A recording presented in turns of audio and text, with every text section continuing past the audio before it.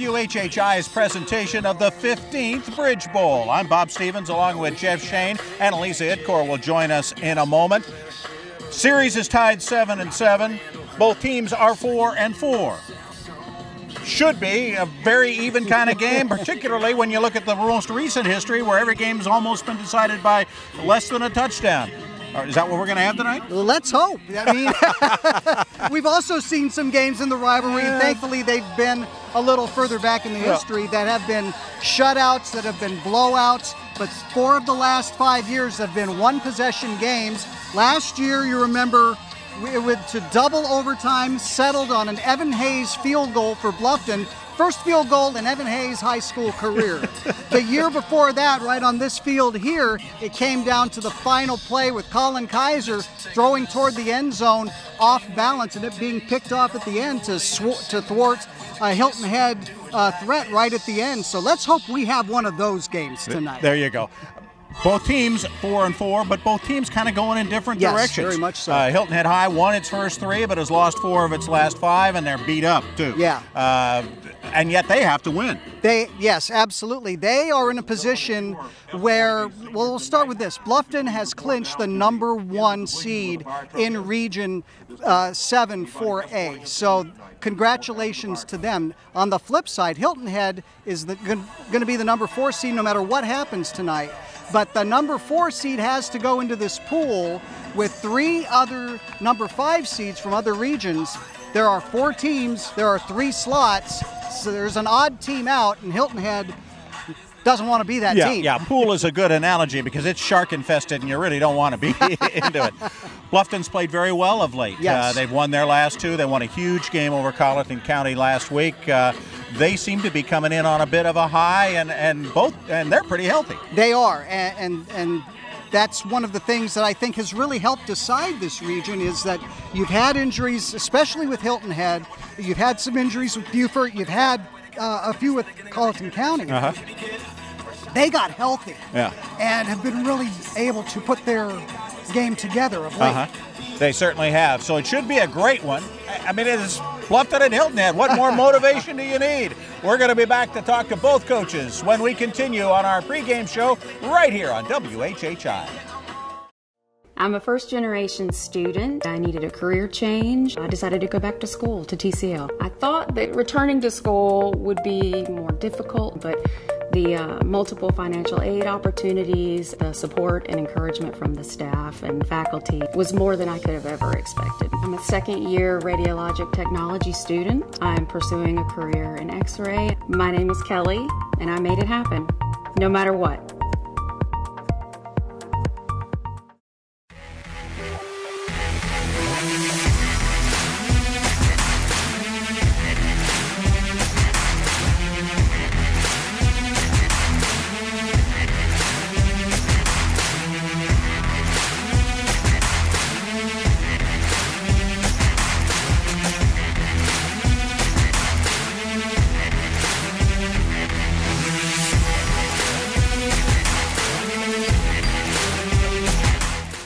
Hilton Head Island's pristine beaches are one reason the area has boomed over the past 50 years, and Hilton Head Exterminators was there in the beginning. We covered the island, protecting homes and businesses as the island's first pest control company. Since then, we've expanded to protect homes and businesses beyond the island into Bluffton and the surrounding Lowcountry. Everywhere you look, you'll see one of our vehicles. Hilton Head Exterminators, here in the beginning, and we're still here, growing along with the communities we protect. The life lessons that I learned playing football are priceless and started much earlier than my NFL career. As part of a team, I learned accountability, discipline, and the value of hard work. But the most important lesson is safety. Keep your kids safe during practice and during the game. Educate yourself and your kids. Learn the symptoms of concussions and how to prevent them. Everything starts with fundamentals, but remember, safety is first. For more information, visit peacockloves.com. With Hilton Head coach B.J. Payne, two teams that are 4-4 on the season, and yet two teams that I don't think have a heck of a lot in common, except you both want to win one. Right, yeah, exactly. You know, they've been playing really well. You know, we're still putting the puzzle pieces together and, you know, looking to get back on that track. And, you know, we've had a good week of practice, so we'll see how it plays out here tonight. Have you gotten pretty good at it to know, okay, I got to move this piece to here and this piece to here? Because, boy, you've had a lot of practice. I was always pretty good at checkers, but I sucked at chess. So, you know, just trying to, you know, put it all together and make sure, you know, it happens at every level of the game. Once you start getting guys back, then they have to find their niche back in again and their roles. And, you know, so, you know, we're still doing that. You know, we're still without some key pieces, but, you know, we'll get it all. We'll get the ship righted eventually here. What do you need to stop? What's worrying you about what's going on the other side? Well, I think it's really tough because when you're looking at past, you know, they've always had one dynamic receiver. Last year, you know, they had Sangren, but then, you know, they had Patterson, but Sangren was still young. Now he's developed, you know, and now, you know, they got, you know, Rackham, yeah, a White on the other side, you know, so they got a big target and they got a blazer. You know, so you got to take into account them also with, you know, utilizing the tight end, you know, Peanut in the running game, you know, and Kirkland does a great job. He's a coach's kid. You know, so there's a lot of things you got to prepare for with them, and you know, you got to try to keep them in front of you and not let them blow the top off your defense. Do you have to tell your kids anything before kickoff to get them motivated for this one? No, I don't think so. I don't think so either way. You know, everybody thinks that, you know, this game's lost a little bit of luster with, you know, May River now and everything, but I don't think so. I think the game's still the rivalry, and you know, both teams, you know, respect each other and are going to play hard tonight. So, you know, best man will win at the end of the game. There you go. You're fighting for your lives. Well, we're handing you some hardware at the end of the game. Always. Thanks so much. Thank you. Thanks, BJ. All right. We're going to hear from, the home coach, John Haupt. Jeff will be with him in just a moment as we continue on the pregame show here on WHHI. Home is that magical spot where weekends happen. It's tea parties and superheroes. It's one more bedtime story. It's your firsts, your lasts, and everything in between. Home is where you belong. We get it. Whether it's your first home, your next home, or your dream home, we want to build you the very best home for your life. Let us help you get started. VillageParkHomes.com. Close to everything, far from ordinary. Beam Graphics Printing Company. We specialize in custom printing, screen printing, embroidery, engraving, trophies, team uniforms, business uniforms, signs and banners, and much more. We are conveniently located in the heart of Bluffton at 12 Johnston Way across from the post office. For all your printing needs, call the locals at Beam Graphics, 843-837-9663. You can also check us out online at beamgraphics.com and like us on Facebook for specials and design ideas. Have you been hurt on the job, injured in a car accident, experiencing marital difficulties? Naird and Dubois are attorneys located on the south end of Hilton Head Island. With their extensive experience and knowledge of the law, they can help you on your legal matter. Naird and Dubois offer free initial consultation. So whether you have been hurt on the job, injured in a car accident, or experiencing marital difficulties, call the attorneys of Naird and Dubois now to schedule an appointment to learn about your legal rights. Counting down to kickoff for the Bridge Bowl, Hilton Head at Bluffton. And with me is Bluffton coach John Haupt, region champion Bluffton, and coach John Haupt. Congratulations on clinching it early. I appreciate that. The kids did a great job buying in to what the first 7 games were all about. Win or lose, it didn't matter. It was about the last 3 going into region. And it really showed how well we were able to overcome adversity in the last 2 games to get this championship. How much do you think that also not only is valuable in clinching the region, but you can take into the playoffs and use that experience beyond here? Well, that was part of the plan of going against bigger schools and more talented schools than what we are right now because we're so young. Is to get us ready to go against a good team. I mean, we could be facing Marlboro County, North Myrtle Beach right off the rip as the #1 seed, you know, and they're great teams. They could win it or they come in second division. You don't know. But that's what get us ready for that type of opponent. You face a team in Hilton Head that comes in a little desperate. They have to show something to get the committee to put them into one of those 3 wild card slots. Does that make them perhaps an even more dangerous opponent in a rivalry situation? No, it's 0-0. I mean, it doesn't matter what our records are. This is a great rivalry. It's been going back and forth. That's why it's 7-7 in the series. You never know who's going to win it from year to year. BJ's done a great job with that program, and I'm trying to do the same thing with what we've done in years past. You know, it doesn't matter how good or bad any team is. When we get against each other, it's going to be a good ball game. And I suppose with a rivalry, it's real easy to keep your kids focused in a situation where it might be easy to lose them at the end of the season. Well, you know, that's our word this week was focus and everything. We have senior night. We've got pink going on. We've had weather distractions, you know, so there's a lot that's going to come into play. So if we can deal with all that and be able to control that situation, this game should be very easy for us. What concerns you most about the Seahawks tonight? Oh, they got speed everywhere. 5, 6, 7, all can run. Probably sub-4.2s if you really time them. I think they're phenomenal athletes. They got a great corner over there in Christian Miller. Eli Hickey's a great safety. They got a good job at linebackers that feel very fast and they're very aggressive. It's typical BJ Payne, Hilton Head Seahawks. You know, it's going to be a physical, speedy team. At the same time, you have a lot of speed. You've got Rakeem White. You've got Shamir Sandrin. It really should be a great matchup of speed on speed, shouldn't it? Oh, absolutely. I think Shamar and Rakim has come along so well, and I think teams are starting to focus on them, which is going to open up the likes of Memphis Daniels and Trayvon Brown to come up and make big plays for us later on the game. Memphis did that against Colleton last week. Everyone's focusing on those two guys. Well, we got other players too, but it helps having those guys on your side. There's a lot of factors that go into any game, especially a rivalry game. Can you pick one out tonight? I think it's going to come down to third down efficiency. Whoever can keep control of the ball, get that third down and convert it to a first down and control that clock is going to become the winner tonight. John Hopp, coach of the Bluffton Bobcats, as we get ready for the Bridge Bowl. We'll be back with the national anthem and opening kickoff right after this. At Georgia Southern University, we're setting the standard for higher education in Southeast Georgia on 3 exciting campuses in Savannah, Statesboro, and Hinesville. We're offering more opportunities for hands-on learning, more ways to help our students find a career, and more economic impact on our region. At Georgia Southern University, discover more, connect more, be more. Florida and South Carolina residents get in-state tuition at our Armstrong and Liberty campuses. Turbyville Insurance Agency has you covered in Beaufort, Bluffton, and throughout the Lowcountry. We are your independent insurance agency who will give you choices for peace of mind on your home, auto, business, life, health, and retirement plans by finding the best combination of price, coverage, and service. At Turbyville Insurance, we'll keep up with your changing insurance needs and are committed to customer satisfaction.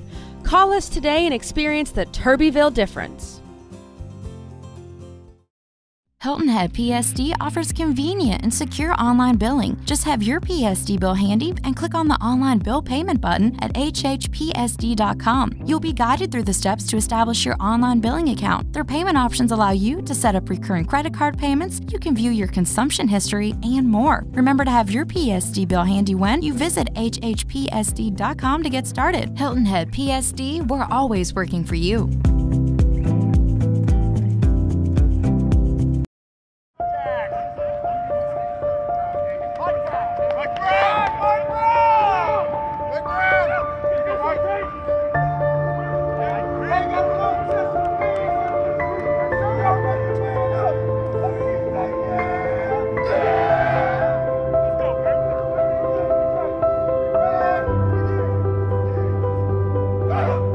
We are Palmetto Electric Cooperative, your touchstone energy partner. Let's take a moment to honor America with the playing of our national anthem, proudly sponsored by OT Decor. Visit otdecor.com to transform your home into your American dream.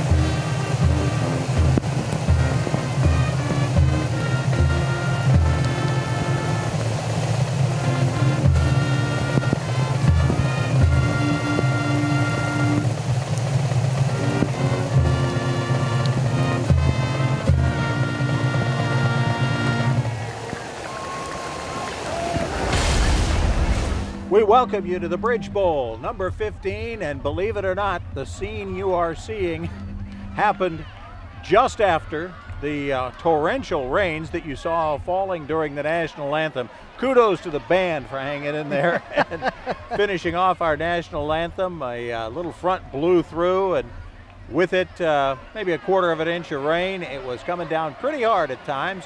There was no electricity. The electricity is going to be provided by the Bobcats of Bluffton High and the Seahawks of Hilton Head High. Bob Stevens along with Jeff Shane and Elisa Idkor. Once she dries out, we'll be out amongst the folks tonight. It is Breast Cancer Awareness Month. You see that in the pink trim around the Bobcats uniforms. It is senior night here. They're getting ready to kick it off. Uriel Zurakan with the pop-up kick. It is grabbed and held by the Seahawks. Number 16, Jeff Gordon. And the Seahawks clad in their white jerseys, silver gray pants, and blue numerals, blue helmets. Lots of gray going on tonight. Lots of gray going on tonight, kind of like the night sky. Exactly. Coming over us. We are not expecting much rain at all for the rest of the game, so the guys, the players, got to spend most of the time during the rain in the locker room. They are remarkably dry. It's the coaches who are wet. Wait the till they get officials who are wet, yeah.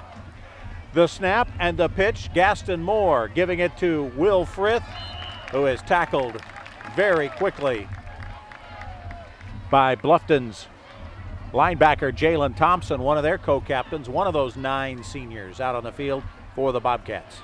And this is going to be an interesting first quarter because, as you mentioned, the players are dry. The ground is not. The ball will not be.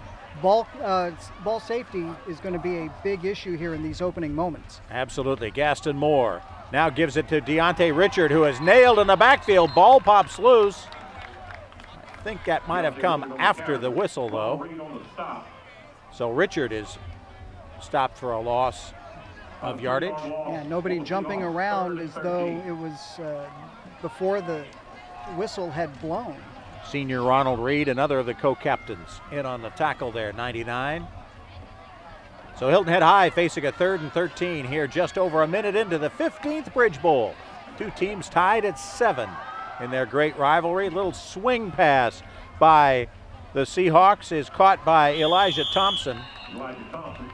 There is a flag on the play. Thompson just barely short of the first down.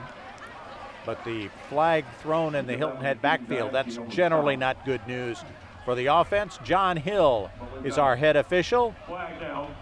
That's well behind the line of scrimmage. Well, now he's going to move it up to where it's supposed to be. Wind's blowing the other way. He's going to pick it up. Now he'll tell us what happened. Roughing the passer on the defense, first down. So a roughing the passer call early on gives Hilton Head High its first down. That looked too far back to be holding. Yep. I was wondering if it was a roughing call. At the 42-yard line, Richard picks up about 7 up to the 35 before he is brought down by Rion Paulson, starting cornerback. And there's the running play. I was checking to see if maybe that was the roughing the passer call, but Deontay Richard is going to be a player that the Seahawks have to find in space, get him in space to be able to get the ball. Gaston Moore back, swings out the little screen pass, and in space there is, looked like That's Jeff Elijah Gordon. Thompson. Thompson, okay, Elijah Thompson. He gets it down inside. That's a great big 30-yard line, yeah, very good play. And a big first down for Hilton Head High. Yeah, take it. They are known for their speed, but that's a nice, big tight end type. Well, I think they use them more in the H-back type position, but again, somebody that can take the attention away of the Bluffton defense, so maybe they can get Sterling White and Deontay Richards some space. Now they're at the 15. The fake to Richard. Gaston Moore goes down, slipped a little bit, got a little help from Keaton Gajewski, a junior with his second sack of the season. Yeah, that definitely looked like there was a little bit of a turf monster or a water monster perhaps. Good penetration there by Gajewski, who was inserted into the starting lineup for tonight's game. 2nd and 16 after the big loss. Gaston Moore looking over for a sign from the bench.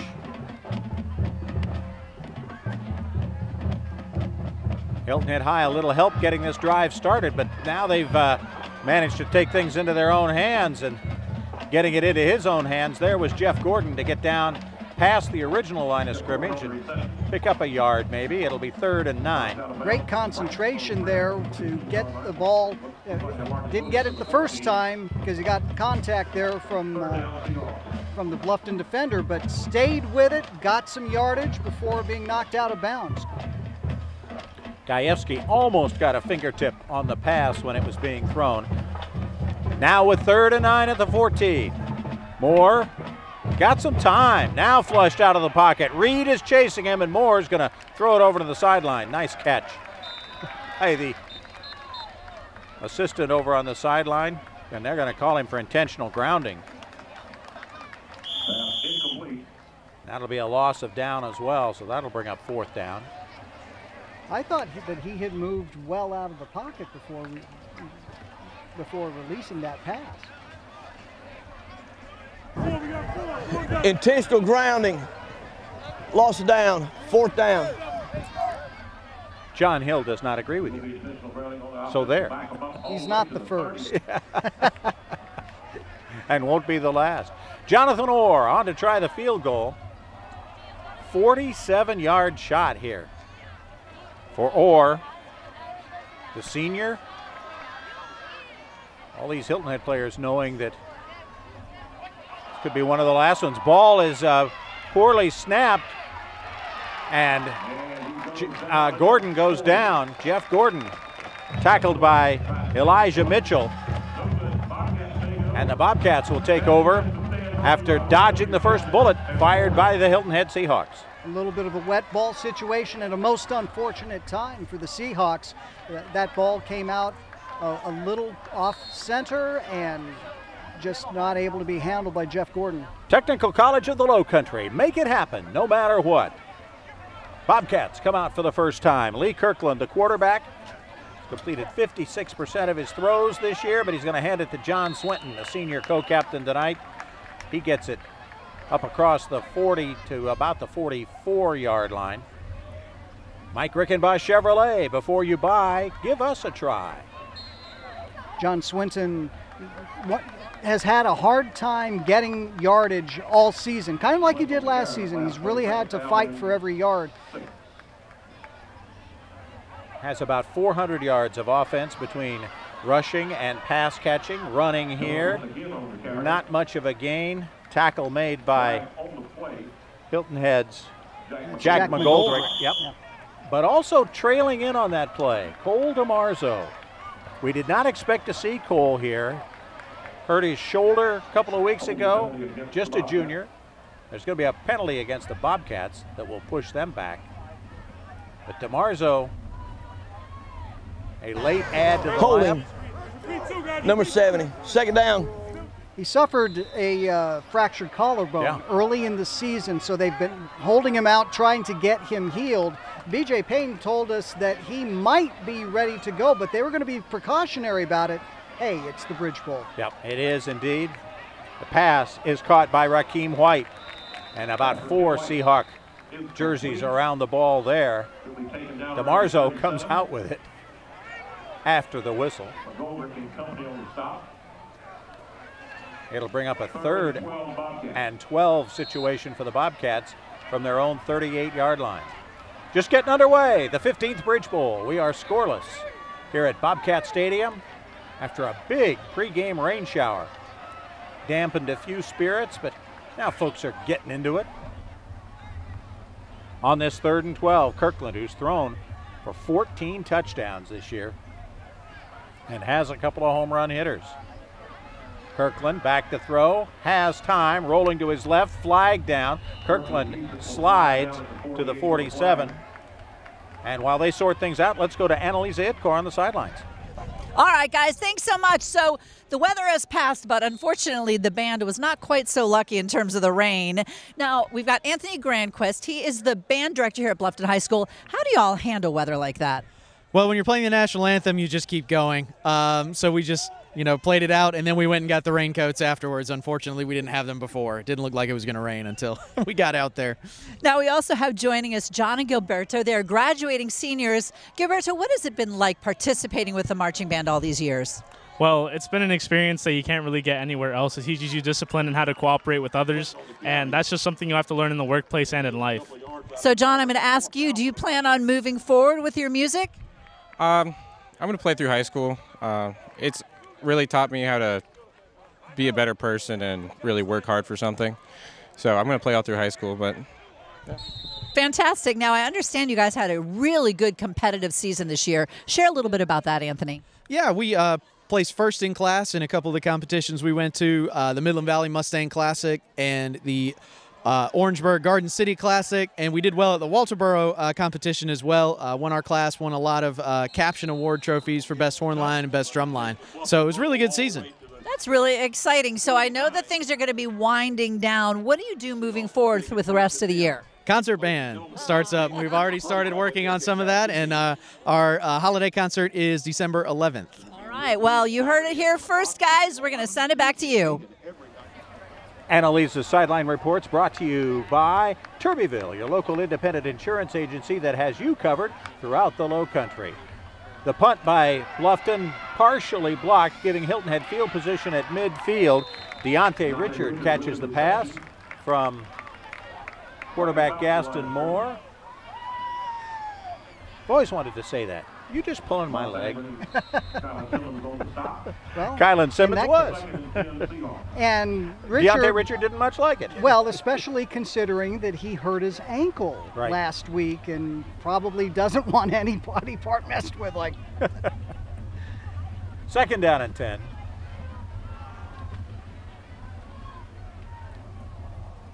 Seahawks with their second possession. They got down as close as the 14-yard line with the first one before missing or having a field goal bad snapped and not scoring there. Will Frith actually getting a little running room on that play. He also has been one that has struggled to get yardage all year. Both of these offenses get their yardage through the air and have found that their running backs have not been able to offer that counterbalance. Yeah, for want of a running game, these two teams could be a whole lot better than 4-4. At least offensively, they would. That extra weapon would be huge. Richard gets the ball up the middle after a fair amount of trickeration behind the line. Richard only gets about a yard. The defensive play there made by Anthony Carswell, and it'll be fourth down for Hilton Head High. 4 down territory here. Might as well. At the 44.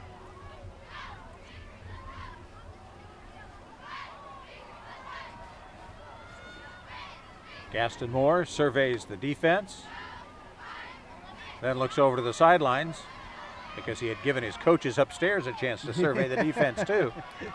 Surveying the coaching staff. Yep. And now we're going to have a timeout called by Hilton Head High. We'll take a Village Park Homes timeout. We're scoreless. Home is that magical spot where weekends happen. It's tea parties and superheroes. It's one more bedtime story. It's your firsts, your lasts, and everything in between. Home is where you belong. We get it. Whether it's your first home, your next home, or your dream home, we want to build you the very best home for your life. Let us help you get started. VillageParkHomes.com. Close to everything, far from ordinary. Hilton Head deciding to go ahead and punt it away. That's Jacob Weaver knocking it back inside the 5, but he can't kill it there. It goes into the end zone, and Hilton Head High will now play some defense. Bluffton will start from its own 20-yard line.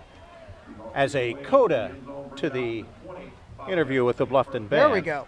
Yeah, I'll throw that musical term at you now and then. They're having a fundraising golf tournament coming up, and you can find out more information by logging on to blufftonband.org. A pink out tonight here in Bluffton. How does that rain affect all the powder that we've seen at other games here? Powder and face paint heavily affected by the pregame rains. Lee Kirkland takes 2 steps, finds his receiver, finds him for first down yardage. That's Shamar Sandgren. BJ Payne telling us before the game that he thinks Bluffton's receivers are even more dangerous now because they do different things. You always had to know where Jermaine Patterson was last year, but he said Sandgren was just a kid. He says now Sandgren is a legitimate home run threat deep, and with Rakeem White to catch the short balls, you've got to watch them and watch them in different ways. And last time we saw Bluffton was against Beaufort, and Sandgren had 3 touchdown catches on 3 different patterns. The give to Swinton. He gets up to the 32. Bring up a second down. The MVP award tonight brought to you by the Charles Sampson team at Charter One Realty. Who will be the hero of the Bridge Bowl? Get 3.5 quarters to find out. We also want to thank our sponsor, OT Decor, who offers unique lighting designs. Visit their website at otdecor.com to find the perfect accent to your home. 2nd and 8.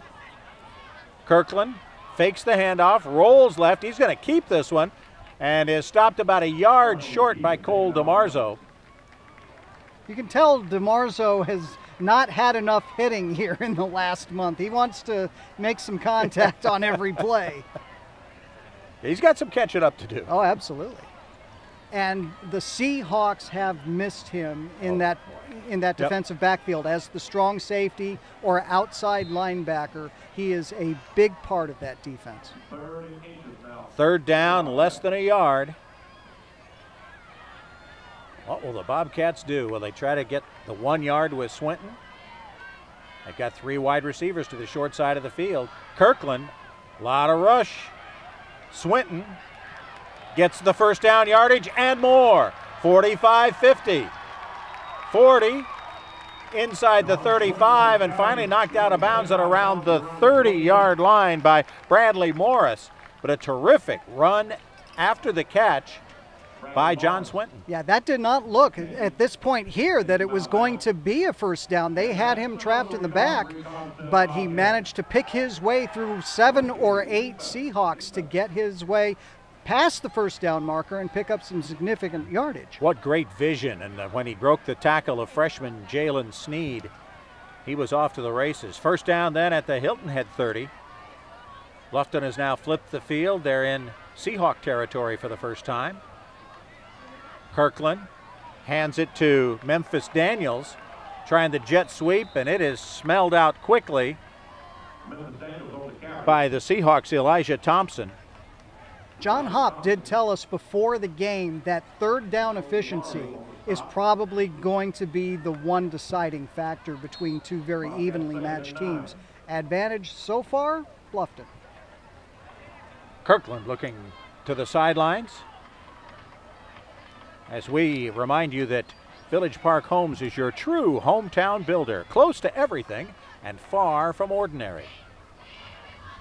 From the 30, or the 29 rather, 2nd and 9.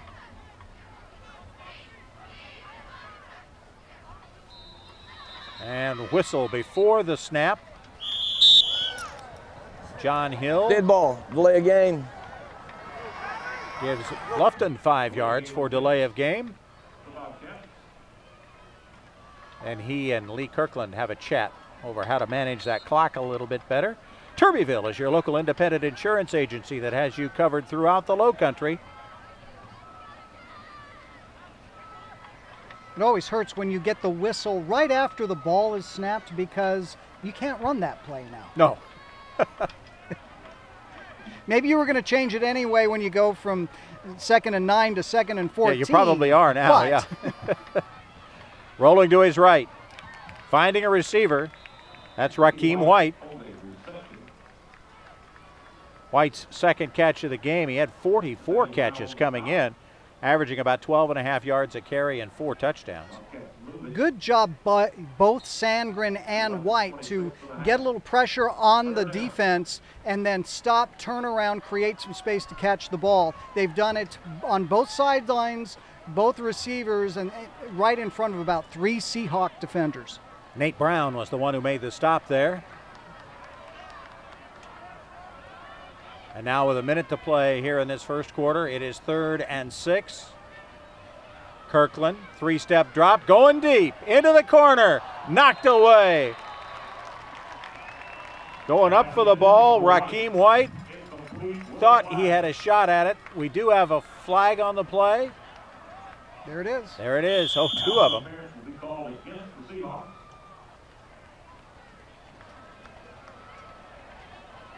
They were both up in the air and tangled up. However, the Seahawk defender was not looking at the ball. He was trying to play off White's reaction. Pass interference on the defense. First down. That'll give Bluffton a huge first down deep into Seahawk territory. Let's watch this one again. Look at the bottom of your screen here. Well, he's run out of the bottom of the screen. We'll pick him up here. Got his hands around the waist a little bit as well. Nate Brown on the defensive play. Yep. Memphis Daniels gets down to about the 12 with the first down carry. Sophomore who has really come out of nowhere this year. Actually, that looks like Shamar Sandgren. Or is that Sandgren? Yeah. Down there with Daniels blocking in front of him. So Sandgren picks up 2 on the sweep.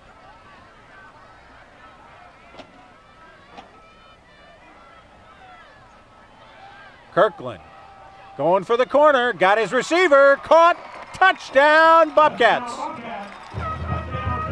Great separation there by Sandgren. Got just enough space to let that pass drop right into the breadbasket, and it is Bluffton that breaks on top first in the 15th Bridge Bowl.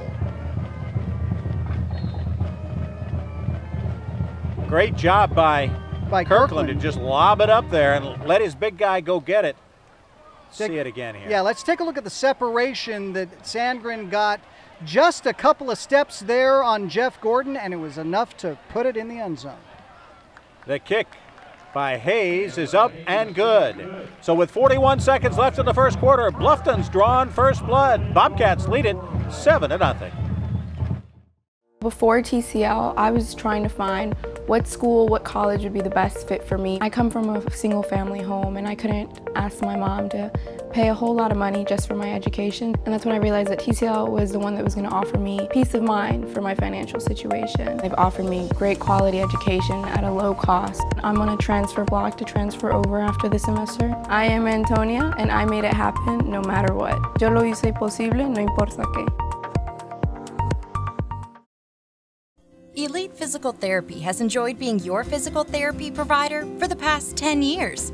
They focus their attention individually with each and every patient, providing a hands-on approach to accelerate your recovery so you can get back to the active lifestyle to which you're accustomed. At Elite Physical Therapy, you'll be treated by the same licensed physical therapist every session to work towards goals you set together. Take control of your health care and choose the best in physical therapy.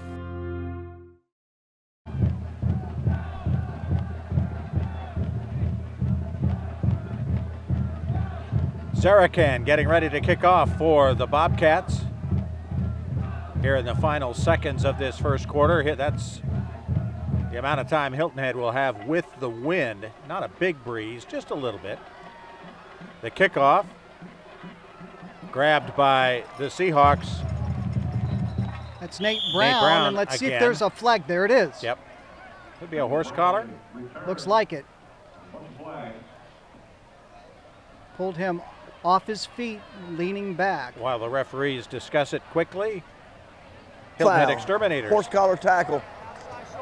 Yep, it is a horse collar tackle. Hilton Head Exterminators has been keeping Lowcountry homes and businesses bug-free for nearly 50 years. Find out more at HiltonHeadExterminators.com.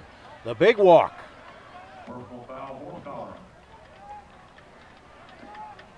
Good bringing the return ball here. back. Yeah, Nate Brown. Picking his way, and then there's Rakeem White. Just got his hand too far down that jersey and pulled him off his feet. So first down, Seahawks at their own 45. Pass backwards to Sterling White. First time he's touched the ball tonight. Trying to get him the ball in space, let him use his speed, but he has been hampered by a groin, by an ankle, by a hamstring. Last time we had a chance to talk to BJ early in the week, he said he's still only about 85, nudging toward 90%. He's really struggled to get into top gear all year. We've come to the end of the first quarter. Hilton Head High on the short end of the 15th Bridge Bowl. They trail the Bluffton Bobcats 7-0.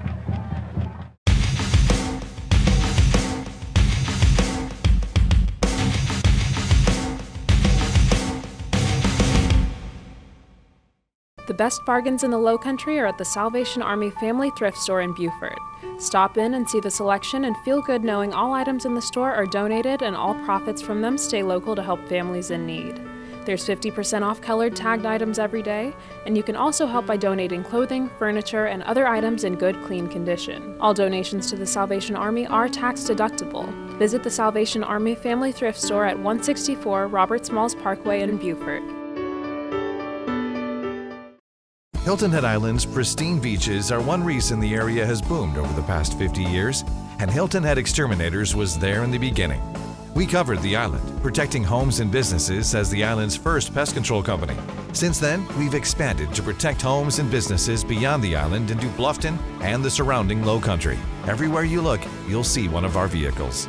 Hilton Head Exterminators, here in the beginning, and we're still here, growing along with the communities we protect. The life lessons that I learned playing football are priceless and started much earlier than my NFL career. As part of a team, I learned accountability, discipline, and the value of hard work. But the most important lesson is safety. Keep your kids safe during practice and during the game. Educate yourself and your kids. Learn the symptoms of concussions and how to prevent them. Everything starts with fundamentals, but remember, safety is first. For more information, visit peacockloves.com.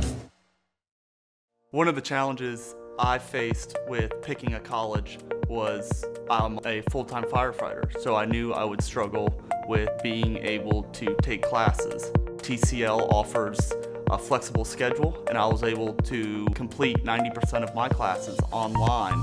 I earned a business degree in fire administration. I'm currently a lieutenant with the City of Beaufort Town of Port Royal Fire Department. I'm Ross, and I made it happen, no matter what.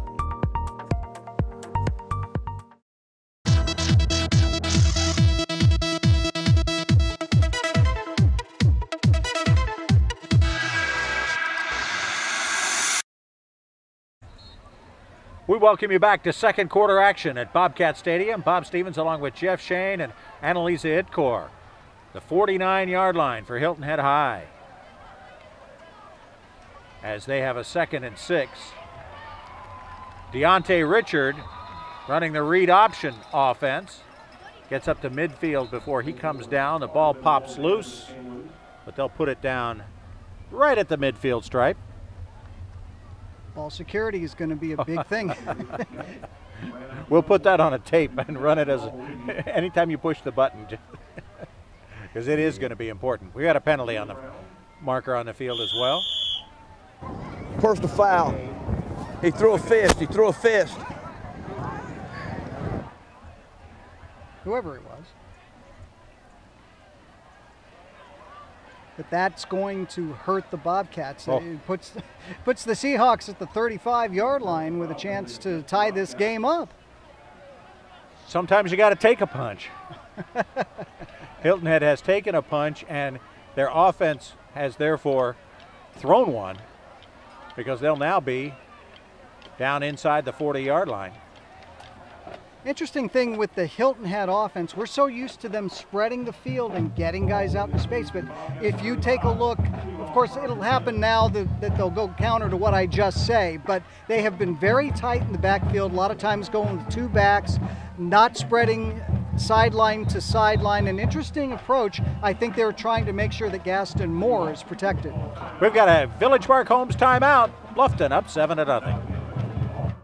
Hilton Head Island's pristine beaches are one reason the area has boomed over the past 50 years, and Hilton Head Exterminators was there in the beginning. We covered the island, protecting homes and businesses as the island's first pest control company. Since then, we've expanded to protect homes and businesses beyond the island into Bluffton and the surrounding Lowcountry. Everywhere you look, you'll see one of our vehicles. Hilton Head Exterminators, here in the beginning, and we're still here, growing along with the communities we protect.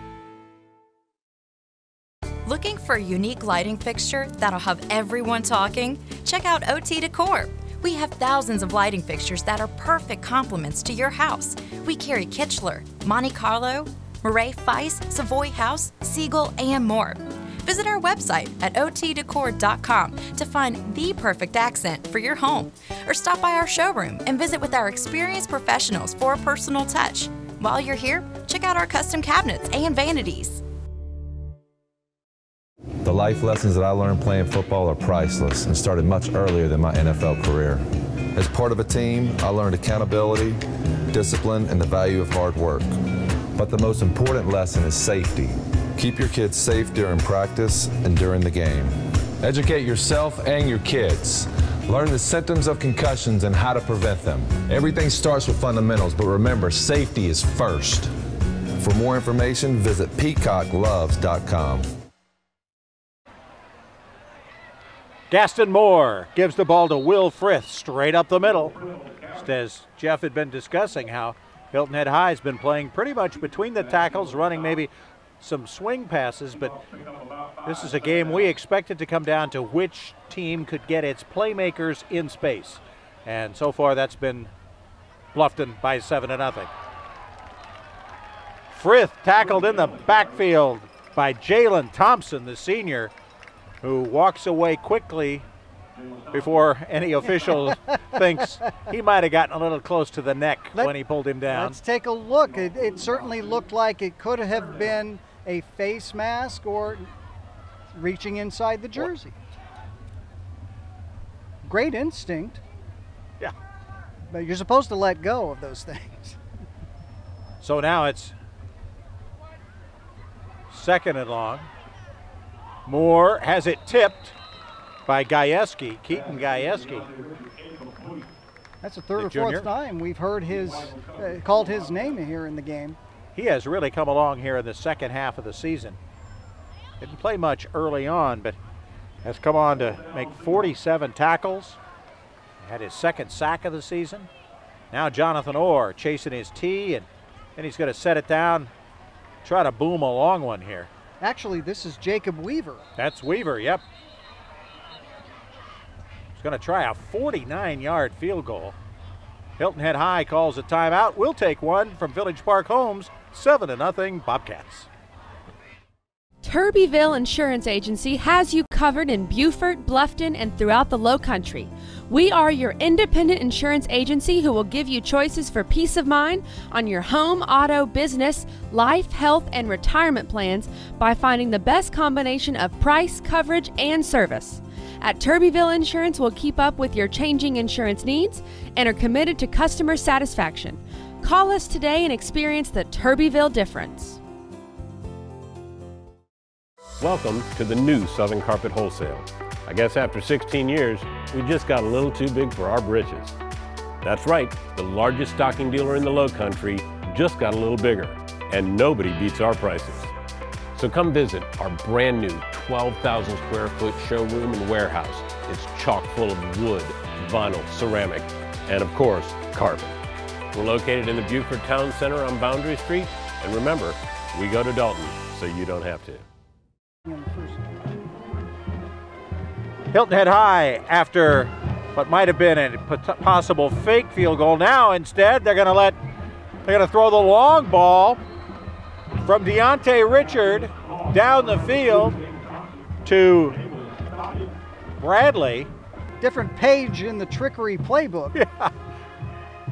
It got him down inside the 5-yard line, so great opportunity now. Might have been just flip the page from what might have happened off the field goal attempt. Richard in the read option.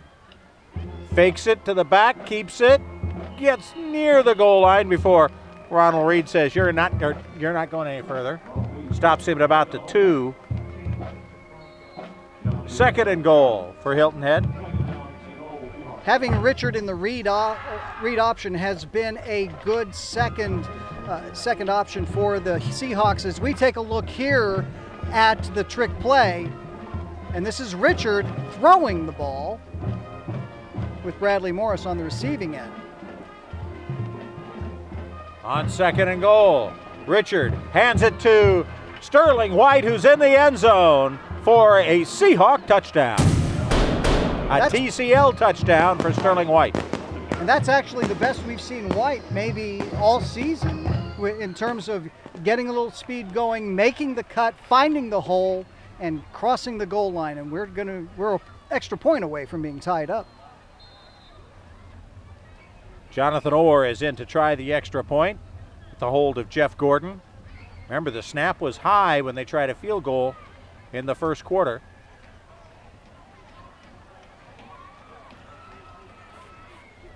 This time, the snap is put down correctly. The kick is up and good. 9:33 left before halftime. The Seahawks have tied up Bridge Bowl 15, 7-7. Beam Graphics Printing Company. We specialize in custom printing, screen printing, embroidery, engraving, trophies, team uniforms, business uniforms, signs and banners, and much more. We are conveniently located in the heart of Bluffton at 12 Johnston Way across from the post office. For all your printing needs, call the locals at Beam Graphics, 843-837-9663. You can also check us out online at beamgraphics.com and like us on Facebook for specials and design ideas. At Georgia Southern University, we're setting the standard for higher education in Southeast Georgia on 3 exciting campuses in Savannah, Statesboro, and Hinesville. We're offering more opportunities for hands-on learning, more ways to help our students find a career, and more economic impact on our region. At Georgia Southern University, discover more, connect more, be more. Florida and South Carolina residents get in-state tuition at our Armstrong and Liberty campuses. Orr hits the short kickoff. The Bobcats take it inside the 35-yard line, and they will start from there. John Swinton catching the kick. Sterling White with that touchdown. He has 20 or thereabouts Division I offers sitting on the table, B.J. Payne. One of the best, maybe the best in this area at getting his players to play somewhere on the next level. Does a terrific job of it. Lee Kirkland now trying to set things up for the Bobcats. Hilton Head answered their first touchdown. We'll see what Bluffton has for an answer. Kirkland gives it to Memphis Daniels, sweeping around the left side. Gets up across the 35 to about the 38-yard line. Be a gain of 6 or 7, and it'll bring up a second down. That jet sweep has been a very key part of the Bluffton offense all year, able to keep the defenses often on their toes. Elite Physical Therapy. Be an advocate for your health care. You do have a choice. Choose the best.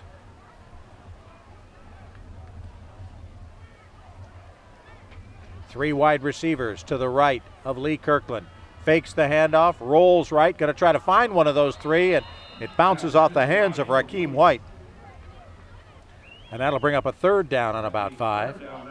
Got to pull those in. That was an easy toss to a place where White had it right in front of his helmet. Make it happen no matter what at Technical College of the Lowcountry. Looking at his wristband, see which play they want. Shamar Sandgren didn't look all that happy with what was signaled in from the sideline. Trayvon Brown brought a little something in too, so they're going to mix it up on how you find out what play we're going to run. You hope they're all on the same page of that wristband now. Kirkland, 3-step drop, looks around, now looks to run across the 40. Up to the 45, still running. Finally, a flock of Seahawks bring him down. Should be enough for a first down for the Bobcats. Good work by Kirkland when he's surrounded to protect that football. There were guys trying to rip it out for the Seahawks. Find it all at Peacock Auto Mall. First down, Bobcats. 8.5 minutes left here before halftime. 7-7. Both teams touchdowns coming after extended drives. I haven't seen any big fireworks yet. Still expected to see that just about any time. Well, we had that halfback pass by Richard to Morris. But normally in this game, that turns into 6. Somebody turns that into 6. You know? They're just waiting. They just wait. Yeah, both teams have had trouble catching the football here as we see John Swinton not able to pull in a pass from Lee Kirkland. 2nd and 10. At some point, if this keeps going the way it's been going, one of those tipped balls is going to be high enough up in the air that a defender is going to race underneath it, and it could be a game changer. Yep, a pick 6 could be huge in this one. Kirkland surveying the field. Now having to run for his life, getting across midfield to about the 48. It'll be 3rd down and short. There is a flag back in the backfield. We didn't catch the entire signal, but we did catch that it's going against the Bobcats. In the vicinity of a hold, would not be a surprise.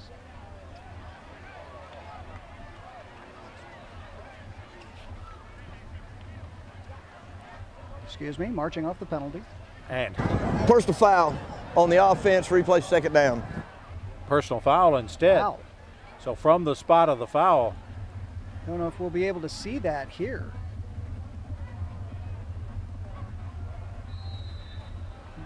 Yeah, hard to pick up, but again, a little bit of discipline on the Bluffton side. We've got now 2 personal fouls. We've got a horse collar. If I was walking the sideline tonight, I'd be standing close to John Hopt. Or maybe I shouldn't be standing I'd be close standing to John as far Hopt. away as you could.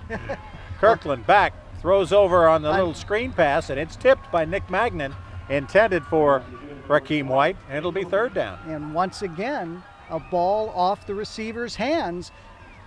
We had the big rainstorm half an hour before the game. The rain is gone, the dampness is not. That's a wet football, and we'll probably have to deal with wet football all night. So on 3rd down, Kirkland looking over for the call from head coach John Hopt. Hopt's a defensive guy by nature, but started calling the plays last year early on in the season and did pretty good for himself. Yeah, did just fine. He called everything he didn't want to see.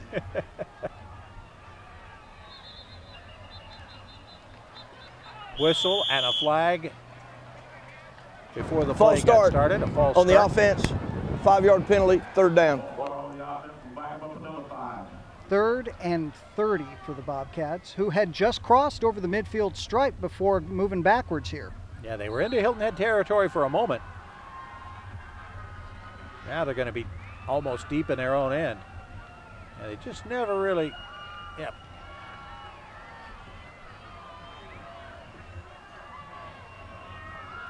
They didn't all quite get set before the snap. Big throw from Kirkland over the head of Shamar Sandgren. He was double covered. Triple covered.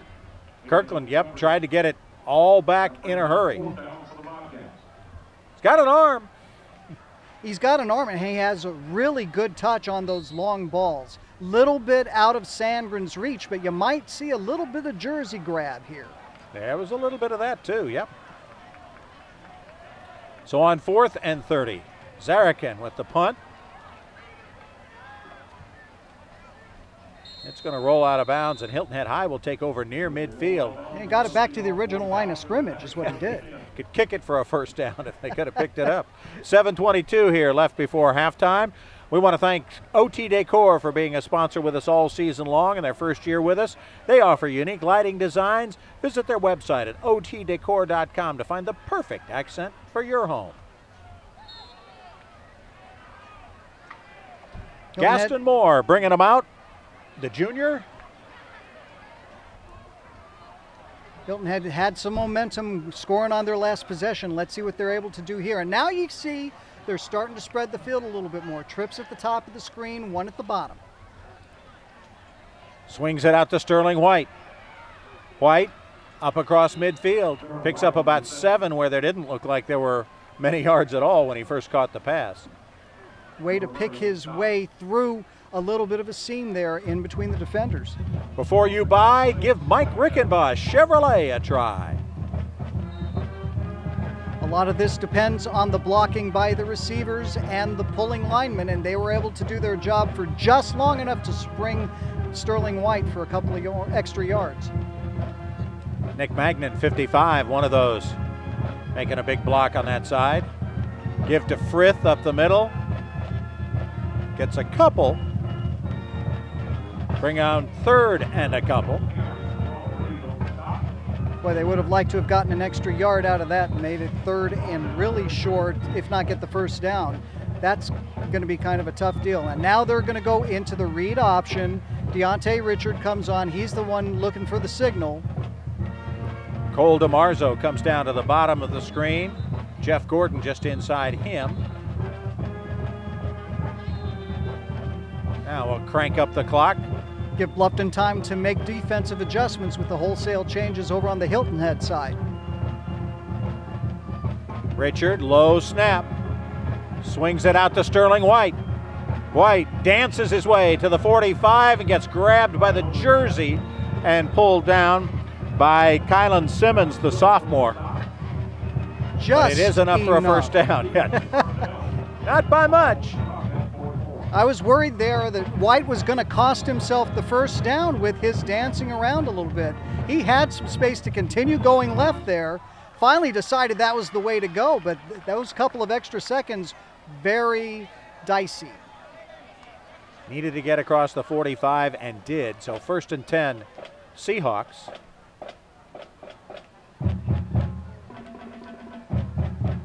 Gaston Moore, 2-step drop, throws it, and again, a tipped ball, not able to be secured by Nate Brown. And it'll be 2nd and 10. I know Stick'em's not allowed anymore, but what's that spray-on stuff? Ought to be something that'll help. You know what? Starch? Good little bit of bug spray that we were passing out earlier on might not hurt at this point. When the bugs come back, they'll definitely want it. 3 wide receivers to the top of your screen. Now they break that and bring Sterling White back into the backfield.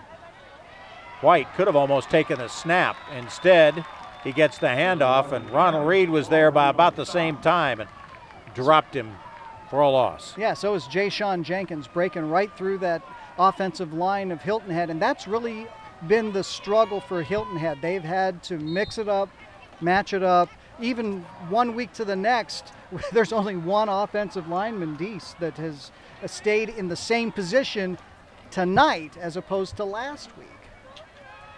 So now Gaston Moore on 3rd down and 17. Moore. Oh, and Reed again meets the running back in the backfield. How do you do? Another tackle for loss by Ronald Reed, who came into the game with 11 of them for the season. That's at least his 3rd tonight. And it's going to be 4th and long. It's hard to run that Reed option when it looks like Ron Reed can get both of you. And he took care of both options, that's for sure. The MVP award brought to you by the Charles Sampson team at Charter One Realty. We look forward to talking to Charlie a little later on. Yeah, I'll just hand the ball to you. You get hit. Yeah, there you go. Stay out of the way. Jacob Weaver into punt. We're all tied with 4 minutes left in the first half. Weaver, this time he's going to get the good bounce. Oh. Rolls it down. It bounces off the ankle of one of the Bobcats. Live ball. Looks like he has secured it, though. That's Rayon Polson. Oh, Hilton Head High came up with it. That's the Bobcats living dangerously. have questions about that. Seahawks have recovered at the 20-yard line. Watch this again. Yeah, that's one of those things where there's a word that is the signal to get away. Poison, get away. Jay Sean never heard it. Maybe he was the one that should have been signaling it, but he was surrounded by 4 Seahawks before a teammate dives in, and there were still 2 other Seahawks right on the play. So Hilton Head High forces a turnover, our first of the game, and they're just 20 yards away from the tie-breaking score. Sterling White gets a pretty good block there to get around the corner from Will Frith and gets down to near the 10-yard line.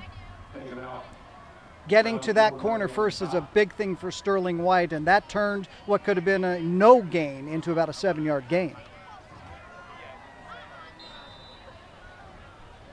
So Hilton Head now with 2nd and 1 at the 11. That gives them the opportunity to do some things, as they say in West Texas. Yeah. Looks like they're still going to go with a 1 back. Frith is the 1 back, and I don't think he made it to the first down marker. Tough play by that Bluffton defense. Willie Brown, yep, the junior, 52. And this is just where the Seahawks have really struggled.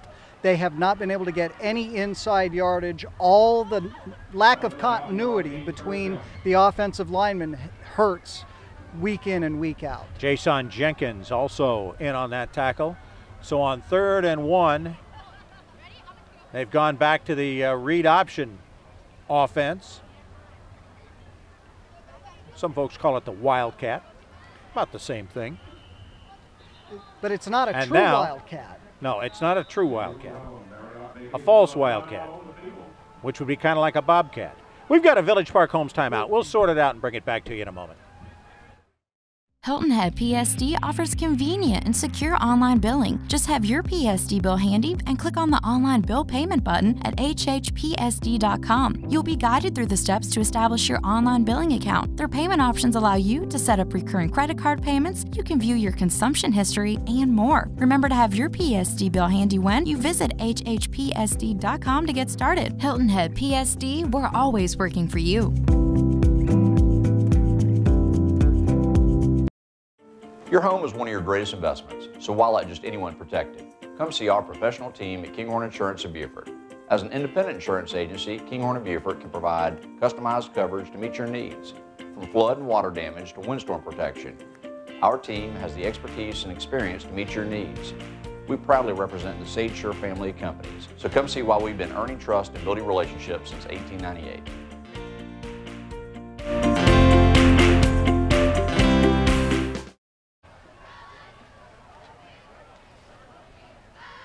John Hill making some notes.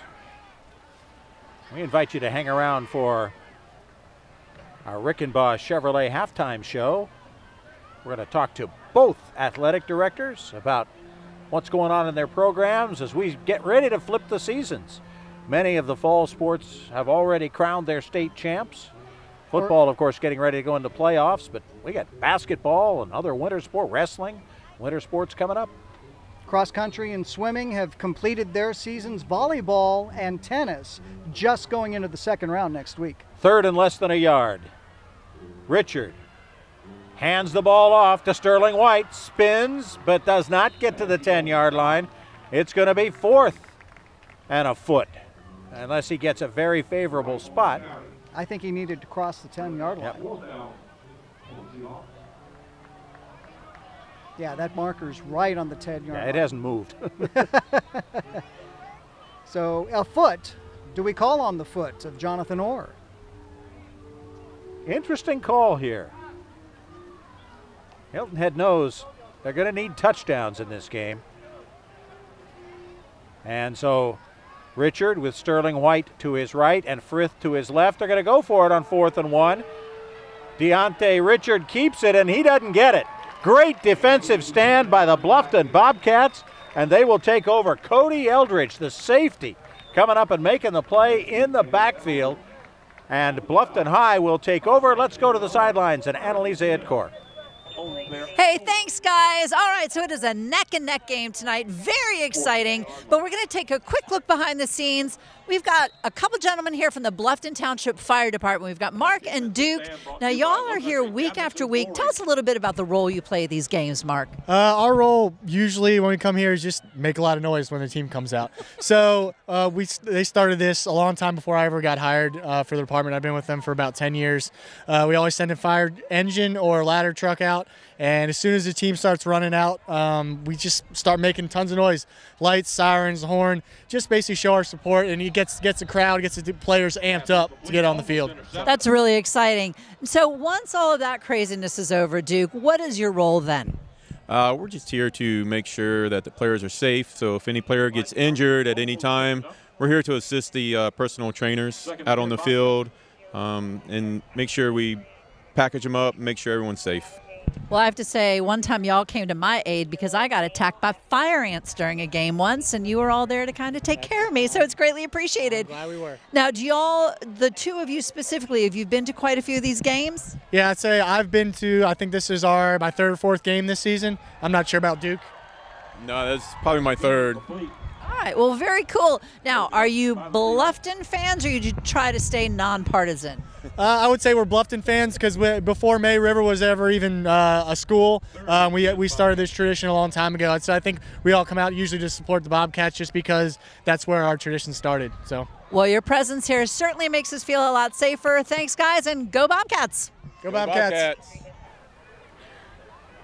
Annalise's Sideline Reports brought to you by Turbyville, your local independent insurance agency that has you covered through the Lowcountry. A couple of passes that were almost picked off gets them to decide to give the ball to John Swinton on 3rd and 10. Jalen Wright nearly picked off the first down pass. Jack McGoldrick nearly picked off the second down pass.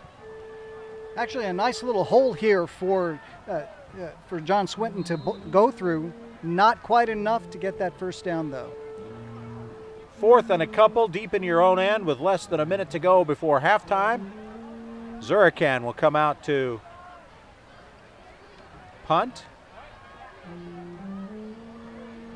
Maybe. You never know. Oh, they're so deep in their own territory, though. Nice punt. Across midfield, fumbled, and then still loose and picked up by the Bobcats. For Hilton Head High, Nate Brown couldn't hang on to the kick. Thought he had it back. Gavin Heinschel falls on it. Heinschel, the center, he's used to hanging onto the football. He's the one who dives upon the loose one here. And with 32 seconds left, the Bobcats, with Heinschel snapping it. And look what I found. Yeah, we'll have an opportunity for a last-minute score. Back to throw. Almost caught on the sidelines by Shamar Sandgren. Lee Kirkland's pass just a little bit low. Hit as he was delivering the pass, and a good try there by Sandgren to come back for it, but I think he lost his footing in the process. Village Park Homes is your true hometown builder. Close to everything and far from ordinary. Certainly enough time to get 3 more passes in the air, and if they can get a first down out of one of these things, they can fire one at the end zone. 2nd and 10. Oh, he's got the arm to fire one at the end zone now. Exactly. We've got a whistle. John Hill. False start. Do it from the beginning. False start. It'll drop them back 5 more yards. As we remind you that to be an advocate for your health care, you do have a choice. Choose the best, Elite Physical Therapy. Glad to have them with us on our WHHI high school football presentations. Our bowl series this year, the final one, the Bridge Bowl. The granddaddy of them all for the Lowcountry. There you go. In its 15th renewal. Over the middle, almost intercepted. Intended for Sandgren. Cole DeMarzo nearly picked it off. A very heads-up play there by Shamar Sandgren to jar Cole DeMarzo and separate him from the football. That'll make it 3rd and 15 with 21 seconds to go. Right now, Kirkland has really struggled to get the ball to the guys in the gray jerseys. And on this drive, there have been at least 3 passes that have been dropped by defenders or separated from the ball. Kirkland's got time, throws this one over the middle. It is caught by Rakeem White. That should be enough for a first down. With 12.9 seconds left to go, they're at the 34-yard line of Hilton Head. Time to get at least 2 plays off, and Bluffton's going to call a timeout right now and talk it over. We'll take a Village Park Homes timeout. We're tied at 7. Jeff Altoff here with Lowcountry Insurance. Let me ask you a couple questions. Do you trust your current insurance agent? Do you even know who your insurance agent is? We are a trusted choice independent insurance agency. We make insurance human. Our expert agents walk you through hand-picked options with language you can understand. We are local and here to help you. Give us a shout, Lowcountry Insurance. Have you been hurt on the job, injured in a car accident, experiencing marital difficulties? Naird and Dubois are attorneys located on the south end of Hilton Head Island. With their extensive experience and knowledge of the law, they can help you on your legal matter. Naird and Dubois offer free initial consultation. So whether you have been hurt on the job, injured in a car accident, or experiencing marital difficulties, call the attorneys of Naird and Dubois now to schedule an appointment to learn about your legal rights.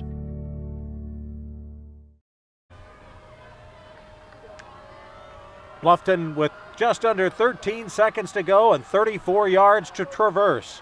Lee Kirkland back to throw, going to try to get it all with one shot. Throws it deep and over the head of Rakeem White. Covering on the play for the Seahawks, Sterling White. 2 fastest guys on the field, probably. White on white. There you go. There's probably a saying somewhere in there, but it's not coming to me right away. 1 play or 2 here in these last 6.8 seconds. Do you throw the quick pass, get out of bounds, and try to kick a field goal? Well, they're going to think about it and call, it looks like, another timeout. We'll take a Village Park Homes timeout. Still tied at 7. The Hilton Head Homebuilders Education Foundation has been providing local high school graduates in Beaufort, Jasper, and Hampton counties with scholarships for over 25 years. The Education Foundation is a 501c3 nonprofit charitable organization formed to support and raise funds for continuing education. Donations are vital to the success of the program. To become involved or to contribute to the Hilton Head Homebuilders Education Foundation, contact HBA staff today.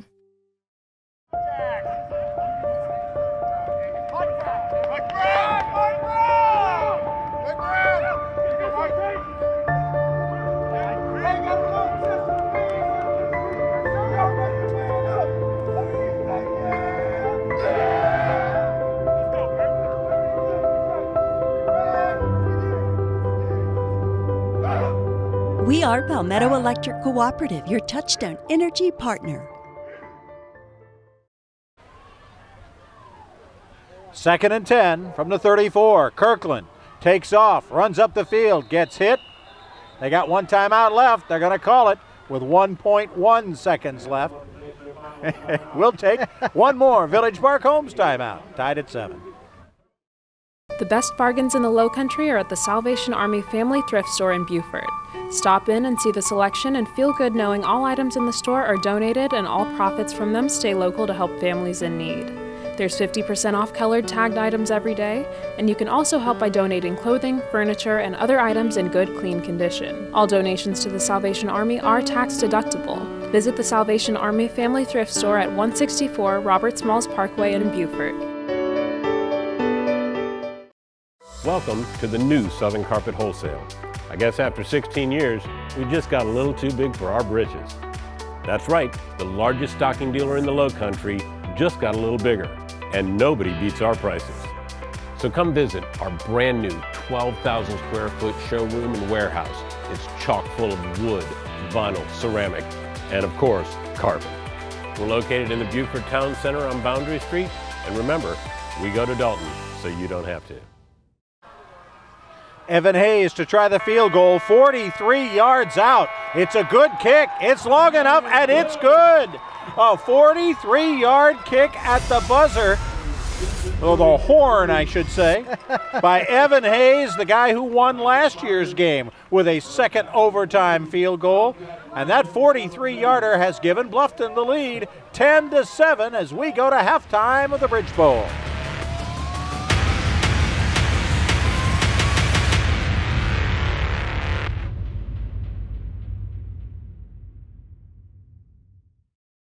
Looking for a unique lighting fixture that'll have everyone talking? Check out OT Decor. We have thousands of lighting fixtures that are perfect complements to your house. We carry Kichler, Monte Carlo, Murray Feist, Savoy House, Siegel, and more. Visit our website at otdecor.com to find the perfect accent for your home, or stop by our showroom and visit with our experienced professionals for a personal touch. While you're here, check out our custom cabinets and vanities. Be part of something great. Join the CBC First Federal Bank family. A history of strength and a vision for the future. CBC National Bank and First Federal Bank are coming together to become an even stronger community bank. We're focused on vibrant communities, successful schools, growing businesses, and financial stability. We were voted again by the community as the 2018 Beaufort Gazette Best Bank. Member FDIC, Equal Housing Lender. Home is that magical spot where weekends happen. It's tea parties and superheroes. It's one more bedtime story. It's your firsts, your lasts, and everything in between. Home is where you belong. We get it. Whether it's your first home, your next home, or your dream home, we want to build you the very best home for your life. Let us help you get started. VillageParkHomes.com. Close to everything, far from ordinary. Hi, I'm Chris Butler, owner of Butler Marine. We are your #1 dealer in the Lowcountry for outboard boats, and we feature the largest indoor showroom in the Southeast. Butler Marine has a wide selection of new and used boats, including bow riders, skiffs, catamarans, and center consoles. We are the largest Key West dealer in the country and the largest Yamaha dealer in the area. With our large parts department, we have any part you need, and we can even store your boat at our new dry stack facility in Port Royal. You can visit us at butlermarineinc.com. Butler Marine, come visit us and discover the difference.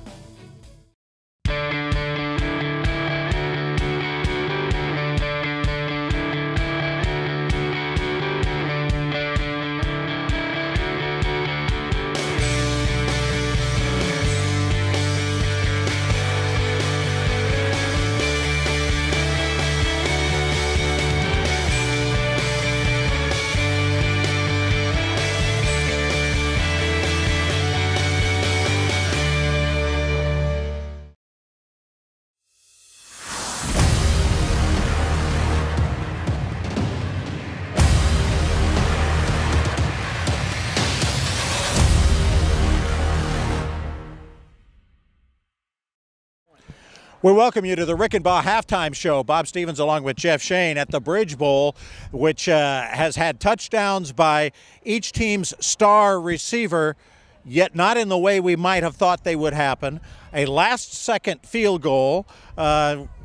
A lot of things that you expect to have happen at the Bridge Bowl all wrapped up in one half that's still been fairly low scoring. Yeah, it's been a bit of a chess match. They have not really opened up the offenses. Both teams have played a little bit conservatively. We've had a wet football, passes dropped, just a lot of conservative play. The wind is starting to pick up. This is going to be a factor in the second half. It's going to be really interesting because we have wet footballs and now the wind. We have seen a lot of strange things. It poured down rain for the last 20 minutes just before kickoff. It stopped pretty much right at kickoff, and now the temperature has dropped at least 15 degrees during this first half. The wind is now picked up for the second half. We've turned a summertime, buggy, humid, low country kind of night into something that looks like fall football. It really does. This is a great fall night in Ohio, something like that. But teams are going to have to adjust now. Things that they didn't expect even in their pregame, the wet footballs and things like that. Now they have a chance to adjust. They've also had a chance to look at what everybody else is doing. It's going to be a real interesting chess match again here in the second half. Bluffton's home run hitter, Shamar Sandgren, has scored their touchdown, but it was only on a 13-yard play. Hilton heads Sterling White got their touchdown. Usually he's talking 40, 50, 60 yards. His was a little 5-yard dash, a couple of yard dash, actually. The 43-yard field goal is what's separating this game right now at 10-7. Second half, though, is still, I think, what we talked about having the first half be. Getting your home run hitter into space is going to decide who wins this. And in a game as close as this one, it's only going to take one. If Lee Kirkland can hit Shamar Sandgren with a long one, if Deontay Richard can find space, even on that run-pass option or that read option, if he breaks one, that could be the game breaker. Or a tipped ball that gets turned around and run the other way. We saw a number of tipped balls in the first half. We'll be back with more. We've got some couple of special guests to talk about what's going on at Bluffton and Hilton Head Highs athletically when we come back on the Rick and Baugh Halftime Show right here on WHHI. Elite Physical Therapy has enjoyed being your physical therapy provider for the past 10 years. They focus their attention individually with each and every patient, providing a hands-on approach to accelerate your recovery so you can get back to the active lifestyle to which you're accustomed. At Elite Physical Therapy, you'll be treated by the same licensed physical therapist every session to work towards goals you set together. Take control of your health care and choose the best in physical therapy. Turbyville Insurance Agency has you covered in Beaufort, Bluffton, and throughout the Lowcountry. We are your independent insurance agency who will give you choices for peace of mind on your home, auto, business, life, health, and retirement plans by finding the best combination of price, coverage, and service. At Turbyville Insurance, we'll keep up with your changing insurance needs and are committed to customer satisfaction. Call us today and experience the Turbyville difference.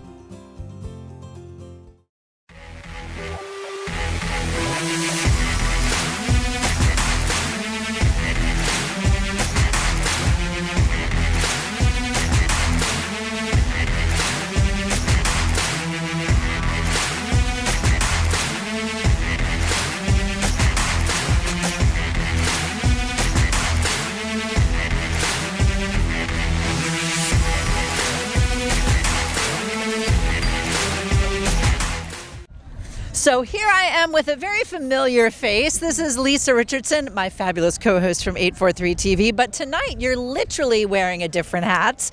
You're here at all of these games. What role are you playing?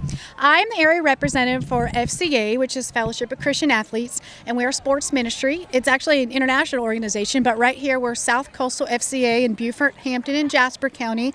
And we use student athletes, the influence of coaches and student athletes, to teach the heart and soul in sports, the things that are life lessons, integrity, character, and a faith-based ministry, that type of thing is what we do within the schools. Now, not even really a week ago, you had a very important function right here on this field. Tell us about that. Absolutely. Fields of Faith. It's an annual event. We had it right here on the stadium here at Bluffton High. It was a community gathering. We had a couple hundred people come out, and student speakers, student athletes, told testimonies. They shared stories of trials and perseverance and hope and encouragement, and really shared from their heart to encourage the rest of us. And at the end of the night, we had a community circle, unity circle around the field. We literally stretched it 90 yards around this field. It was really an awesome sight, just a way to get the community together in unity and for something for a higher cause. I saw some of the photos of that, and it was spectacular. Now, if someone wants to get involved with FCA, quickly tell us, how do they do that? Sure. Well, they can contact me, Lisa Richardson, at fca.org. They can go to our website, southcoastalfca.org. We're also on the Facebook, Twitter, and Instagram. They can just send a message, and we'll start from there. We'll go from there. Well, I'm going to let you stay bundled up and get back to watching the game. Back to you guys. Before TCL, I served in the military for 5 years. So I knew I didn't want to be a single mom in the military, so I did decide to go to school. My whole family has graduated from TCL and has had great success here. Right now, I'm a recent nurse graduate. I want to be a nurse practitioner. I can't think of what TCL hasn't done for me. I am Thomasina Smalls, and I made it happen no matter what. Looking for a unique lighting fixture that'll have everyone talking? Check out OT Decor. We have thousands of lighting fixtures that are perfect complements to your house. We carry Kichler, Monte Carlo, Murray Feist, Savoy House, Siegel, and more. Visit our website at otdecor.com to find the perfect accent for your home, or stop by our showroom and visit with our experienced professionals for a personal touch. While you're here, check out our custom cabinets and vanities. Back at Bobcat Stadium, halftime of the Bridge Bowl. 10-7, Bluffton on top of Hilton Head in what has been kind of a real chess match game. I'm here with the Hilton Head Athletic Director, Joe Monmonier. Kind of your thoughts. It's a typical Bridge Bowl, at least of late. They're all close. Yeah, typical Bridge Bowl. We had a nice rainstorm about half hour prior to kickoff, and add a little magic to the grass. So, yeah, I mean, the ball's been slippery. We've been dropping passes, fumbling balls, and trick plays. So it's the Bridge Bowl. A lot of unexpected has taken place in the first half. We may see more with the win coming up in the second half. Yeah, let's hope. It hasn't been high scoring, but it's been exciting, that's for sure.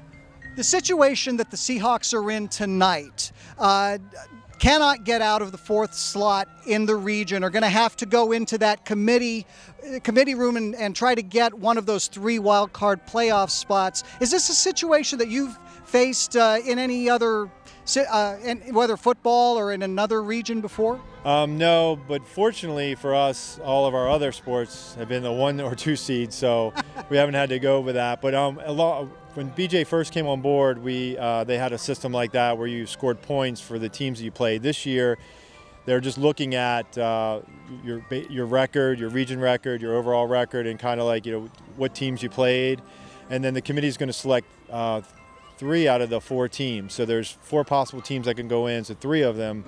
And then looking at the teams that we're going up against, a lot of those teams have a way worse record than we do. So we're hoping to just put our application in on the 31st and see what happens. When you say putting an application, is it strictly a dossier that you give them? Do you get to make a sales pitch? Do you go into the committee room? I mean, we don't get to make a sales pitch, but when you turn in your form, you list all your region wins, you list any of your other wins, losses, maybe highlight, lost to May River, that's the number 6 team in 2A, or we played St. James, which is a 5A school. So just those type of things, like kind of like a resume, or almost.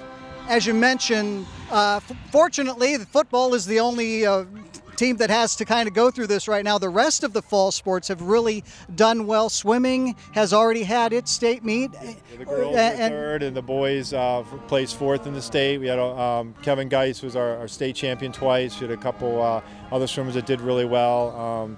Megan Lyons, she did an awesome job on the girls' side. Our tennis team was the 1 seed. They start play Monday versus Wilson, and then our volleyball team starts play in the 2nd round against North Augusta, and then we have our cross-country team qualifying tomorrow for the state finals, which they did really well in the region run. Our cheerleaders actually won a competition in Spring Valley. They're really doing well. They go to Debbie Rogers next week, and then their qualifier will be in another week. So yeah, we're doing really, really solid. So we're really pleased with what's going on. Do the cheerleaders count toward the Carlisle Cup?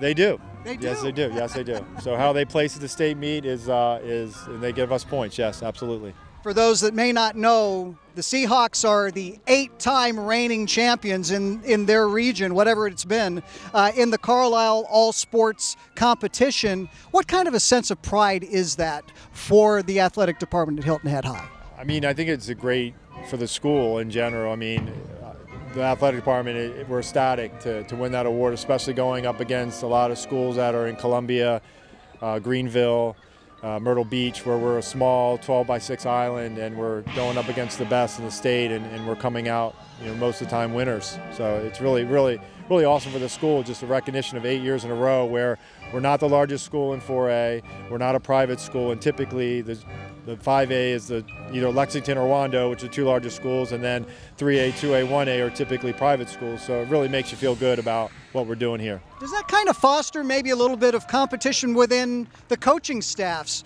Hey, we took first in the region, you got to do your job now. No, I mean, the kids and the coaches want to help. They don't want to be, I guess, that team that doesn't help. But again, I mean, our goal is to have a great educational experience for our student athletes. Whether we win or lose, we learn lessons in life, and our coaches are teaching lessons, and our athletes are just doing a great job in the community as well as on the field. So we really don't harp on winning or, hey, you didn't win region, so we're not going to pay you or something like that. But it's good. It's good. It forces the other teams to be better and to work on that, and they do think about it. I mean, they do really want to do well. So. And now we're heading into the winter sports, basketball.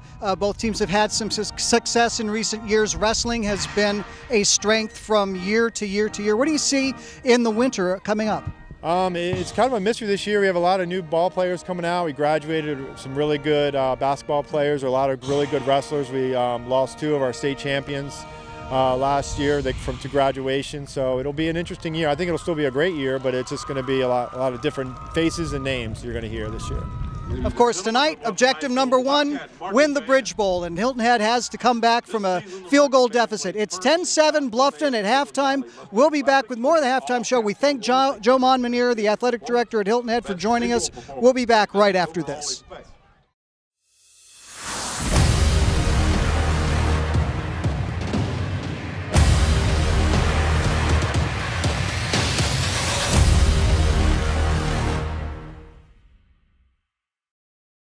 Your home is one of your greatest investments, so why let just anyone protect it?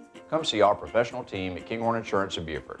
As an independent insurance agency, Kinghorn of Beaufort can provide customized coverage to meet your needs, from flood and water damage to windstorm protection. Our team has the expertise and experience to meet your needs. We proudly represent the Sage Shore family of companies, so come see why we've been earning trust and building relationships since 1898.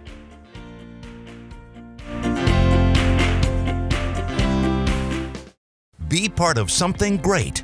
Join the CBC First Federal Bank family. A history of strength and a vision for the future. CBC National Bank and First Federal Bank are coming together to become an even stronger community bank. We're focused on vibrant communities, successful schools, growing businesses, and financial stability. We were voted again by the community as the 2018 Beaufort Gazette Best Bank. Member FDIC, Equal Housing Lender. Hilton Head Island's pristine beaches are one reason the area has boomed over the past 50 years, and Hilton Head Exterminators was there in the beginning. We covered the island, protecting homes and businesses as the island's first pest control company. Since then, we've expanded to protect homes and businesses beyond the island into Bluffton and the surrounding Lowcountry. Everywhere you look, you'll see one of our vehicles.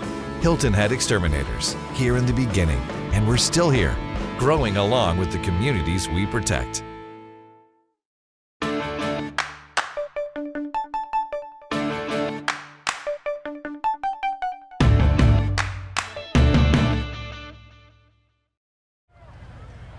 There you see the Bridge Bowl trophies, ours, and the other one. As Bluffton kicks a field goal in the final second of the first half to take a 10-7 lead, a 43-yarder by Evan Hayes. That was the long scoring play we were looking for in the first quarter. Jonathan Orr. The kickoff that is fair caught by John Swinton. Bobcats will take over with the wind in the third quarter. A pretty good breeze blowing out of the west. Something that we did not expect half hour before kickoff. No. The only thing that was blowing was a lot of insect wings going on. Yeah, they were trying to get out of the rain as the rain was pelted down just before kickoff. And now Lee Kirkland hands the ball to a different running back than anyone else, Kylan Simmons, who has carried the ball some this year. And he's got enough for a first down, but Kirkland even is number 6 holding. The holding call against the Bluffton Bobcats will back it up. That's a half dozen or so penalties against the Bobcats that has really hurt them on offense. Kylan Simmons has carried the ball 20 times this year, scored a touchdown, also caught a touchdown pass, so the defensive stalwart for the Bobcats has also played a little on the other side of the ball. He probably enjoys contact between the tackles. Oh, yeah. Give a linebacker the ball and let him go. Simmons is back there behind Lee Kirkland on 1st and long. Gets the ball again. Up between the tackles. It's to lower those shoulders and burrow his way up across the 35. Met by Cole DeMarzo, another guy that's looking for some contact tonight. Essentially the same play going over the left guard. He picked up some good yardage there. Good hole opened up there by the Bluffton offensive line. That offensive line with Gavin Henschel, the center. The left guard is Luke Bond. The right guard is Noah Freeland. The left tackle, Ryan Robles. The right tackle, Billy Fletcher. The pass over the middle, but through the hands of Shamar Sandgren with Sterling White on the coverage. And a couple of flanking defensive backs that were not going to let Sandgren get a lot of yardage. So it'll now be 3rd down and long for the Bobcats. They are 4-4. They are the champions of this region no matter what happens tonight because they have beaten the other 2 teams. And this is the last game of their regular season. They will not play in the overflow week that was created by Hurricane Florence. Their opponent from that week wound up missing 2 games, and they've got a region game to make up next week. So this is it for the regular season. It'll be a chance for the Bobcats to rest, heal up, put some new wrinkles in, get ready for the playoffs. Meanwhile, Hilton Head High will have a game next week against Ridgeland Hardyville. Rolling to his right, Kirkland now running back to his left, throwing on the run, tipped and then intercepted. And it's Sterling White moving back upfield, 30, 25, 20, down to the 15-yard line before John Swinton takes him down. Second turnover of the game for the Bobcats, a whole lot of whistles blowing. That's that tip ball interception we've been expecting since the middle of the 2nd quarter. Let's see what the flag is all about. There may be multiple flags on this play. We heard a lot of whistles. We see the one flag. Looking around, see if there are any more. And we have a radio involved. They're not calling New York for a review, are they? Columbia, wherever. It's a dead ball, unsportsmanlike foul. No. This way, my bad, my bad, my bad, my bad. My bad. How often do you hear that from a referee? My bad. I don't think we'd find that in the SEC or the NFL. Good pursuit there by Bradley Morris to flush Kirkland out of his pattern. And he lofts it up. It's tipped. Sterling White gets it. We'll see where. I don't think we're going to find out where the other penalties are or who they are on. Didn't have the camera angle on that one. Anyway. All right. Hilton Head will take over at the Bluffton 32. That we do know. 1st and 10. Gaston Moore takes the high snap, flips it to Nate Brown. Nate Brown trying to do something on the jet sweep, and there's a late flag there as well. Brown got nothing. Our other officials tonight, the umpire is Kevin Palmer, the head linesman Dennis Thompson. Seth Owens is the field judge, Tim Williamson the back judge. Holding call against the Seahawks. We'll bring it back to the 42 and make it 1st and 20.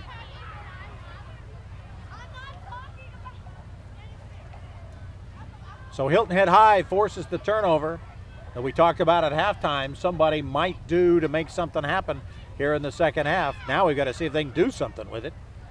Their first step is backwards. The first 2 steps have been backwards. Yep. A personal foul and now a hold. Pass is a little low. They're going to rule it incomplete.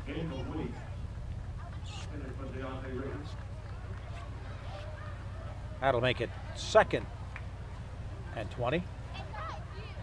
Let's see if Hilton Head tries to open things up a little bit. They are facing the long yardage situation. They have not gotten a lot of yards on the ground tonight.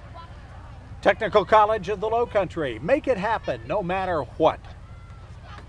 One of our great sponsors this year. As Gaston Moore lets it fly toward the sideline, and he gets the penalty call as he is throwing it toward Cole DeMarzo. Brown Polson was the man on the coverage, and he was draped all over DeMarzo. And not looking at the football. Exactly. Will cost him, just as it did Hilton Head earlier in the game when a pass into the corner to Rakeem White, the defensive back, was not watching the ball, he was watching White. You can get away with that to a certain extent as long as you don't make the contact. You can get a hand up in the face of the receiver, distract him, maybe get your hand on the ball. yards to the previous spot, but it's not a automatic first down. But it's a lot better than it was. Oh yeah. It goes from 2nd and 20 to 2nd and 5. Interesting too that they called it a spot foul and not a 15-yard penalty, although it looked about the same. Yep. In fact, we marked off 15 yards in that process. Gaston Moore finds his receiver and throws it right through his hands. Will Frith was wide open. He could have run halfway to Hardyville. Well-designed play. Will Frith coming out here on the wheel route. Kylan Simmons is not paying attention to him. Look at how much space there is. All Will Frith has to do is get his hands on the ball. And it's almost like, you hate to say it, but he approached it like a lacrosse player. If he had a stick in his hand, he would have snagged that with no problem. Frith coming off the lacrosse team, a real outstanding player on the lacrosse field. Over the middle to Jeff Gordon. That should be enough for the first down. We'll see where the spot is. Not a favorable. At the 22. It's going to be very close. Yep. John Hill says first down for Hilton Head High. We want to thank our sponsor, OD Decor, who offers unique lighting designs. Visit their website, otdecor.com, to find the perfect accent for your home. 1st and 10, Seahawks, 9.5 left, third quarter. Bobcats up by 3 on that last second field goal just before halftime. Sterling White moves back into the backfield. Moore fakes it to him and then throws it over the middle to Will Frith. And again, that lacrosse stick would have been helpful there. That's really where his future is. He, like I say, he's an outstanding lacrosse player, was encouraged to come out for football, and was good enough to actually earn a starting running back position. So good for Will. Probably will not see him on this field at the collegiate level, but if he's slinging it around for an NCAA power program on the lacrosse field, it would come as no surprise. 2nd and 10. Gaston Moore throws it in the direction of Cole DeMarzo, and DeMarzo is picked up and thrown down while the ball was still in the air. Eli Mitchell on the contact. Extremely early on that. I think he really thought DeMarzo was going to make the catch. Very aggressive by the Bluffton defense throughout, but it has cost them in multiple penalties. John Hill now talking to DeMarzo, one of the captains for Hilton Head High. Mike Rickenboss Chevrolet reminds you to give them a try before you buy. Mike Rickenboss Chevrolet with us again this season on our WHHI presentations of our high school football bowl series. Roughing the passer over here, first down. 2 penalties on the play. Not only the collision with the receiver, but Gaston Moore take a big hit that we did not see in the original camera. So first down for the Seahawks, and now in terrific field position all the way down at the Bluffton 11-yard line. They're actually back where Sterling White returned that interception. It's good to see them back. They didn't lose all that yardage.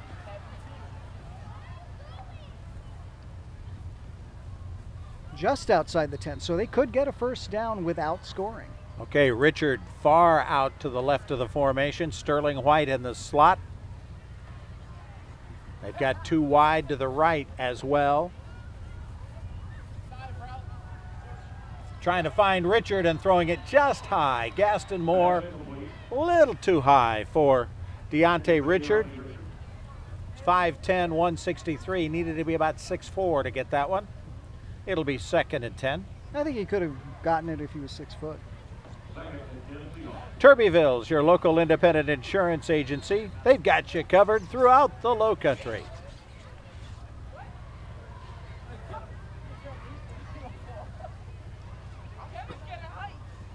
Sterling White tells Gaston Moore a little something like, hey, I can get open on this one.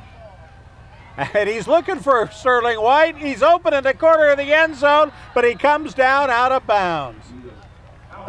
I mean, that was schoolyard, backyard. Hey, I can get open on this one.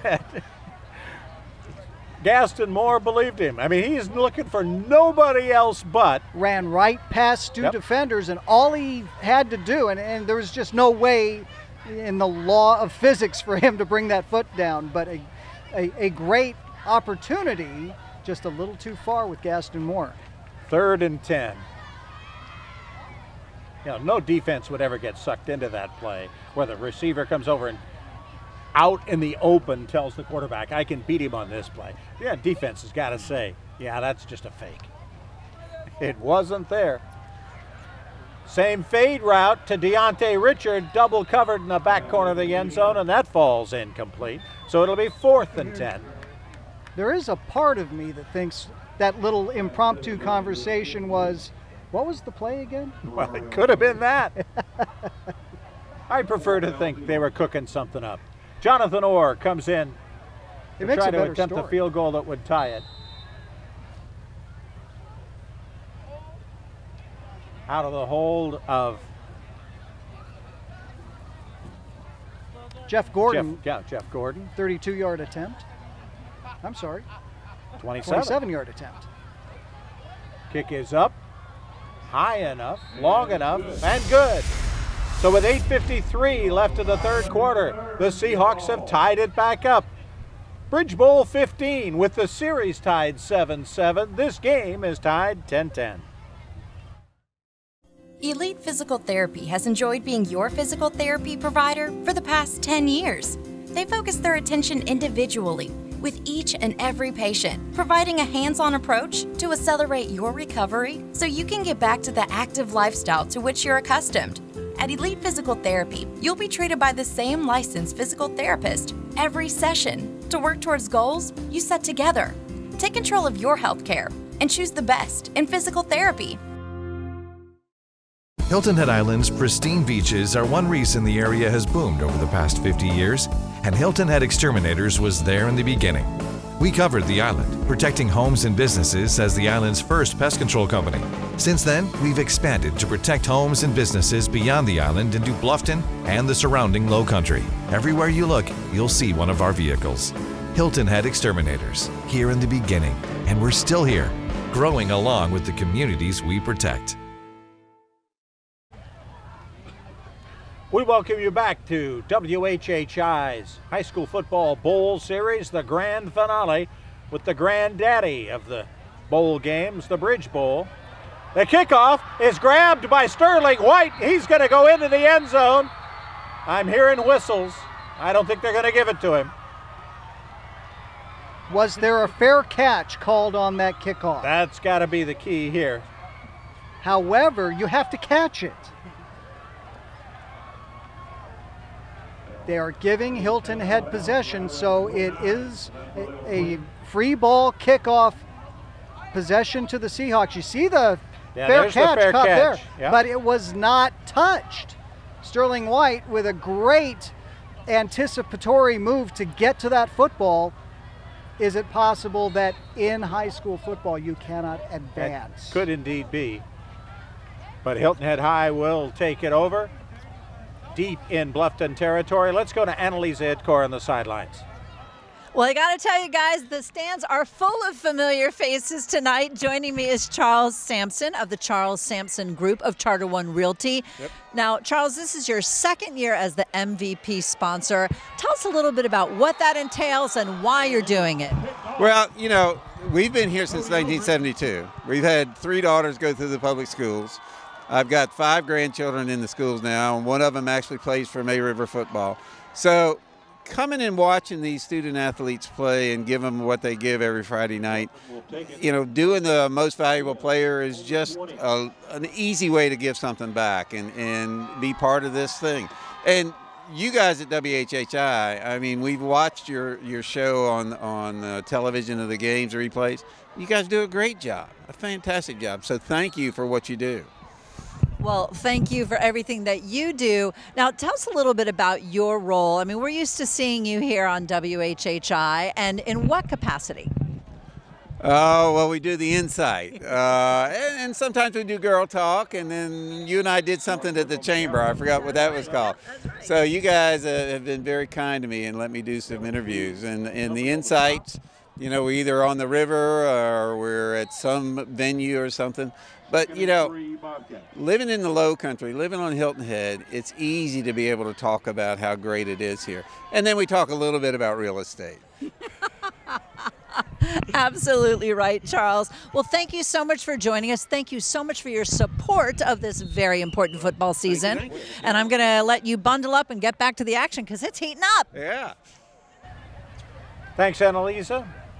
Her sideline reports brought to you by Turbyville, your local independent insurance agency that has you covered throughout the Lowcountry. Bluffton on 3rd and 1. Boy, did he get the one. Not sure. Met by a number of Seahawks, and the Seahawks tried with that kickoff to go for the quick strike, threw it into the end zone. Yeah, Here's here it the is play again. right here. Cody Eldridge with great position defensively, cuts in front of Sterling White and makes the pick. So 2 turnovers on each side now. Actually, Bluffton has 3 if you count the muffed kickoff. Does that count as a turnover in the stats? It's a free ball. Should have been Bluffton's and wasn't. I'm sure they think it's a turnover. Well, yeah, they do. Hilton Head High's called a timeout. That we do know. Yes. It's a Village Park Homes timeout. We're tied at 10. Home is that magical spot where weekends happen. It's tea parties and superheroes. It's one more bedtime story. It's your first, your last, and everything in between. Home is where you belong. We get it. Whether it's your first home, your next home, or your dream home, we want to build you the very best home for your life. Let us help you get started. VillageParkHomes.com. Close to everything, far from ordinary. Looking for a unique lighting fixture that'll have everyone talking? Check out OT Decor. We have thousands of lighting fixtures that are perfect complements to your house. We carry Kichler, Monte Carlo, Murray Feist, Savoy House, Siegel, and more. Visit our website at otdecor.com to find the perfect accent for your home, or stop by our showroom and visit with our experienced professionals for a personal touch. While you're here, check out our custom cabinets and vanities. 4th and less than a yard. False start. And a false start on Bluffton. That's got to kill the Bobcats. From about 6 inches to go to now 5 yards and 6 inches to go. You can see John Haupt with his hands behind his back so that he doesn't take a swing at something. Yeah, we couldn't see him cringe over this. Oh, you could see it from his body language though. Zarrican back the punt.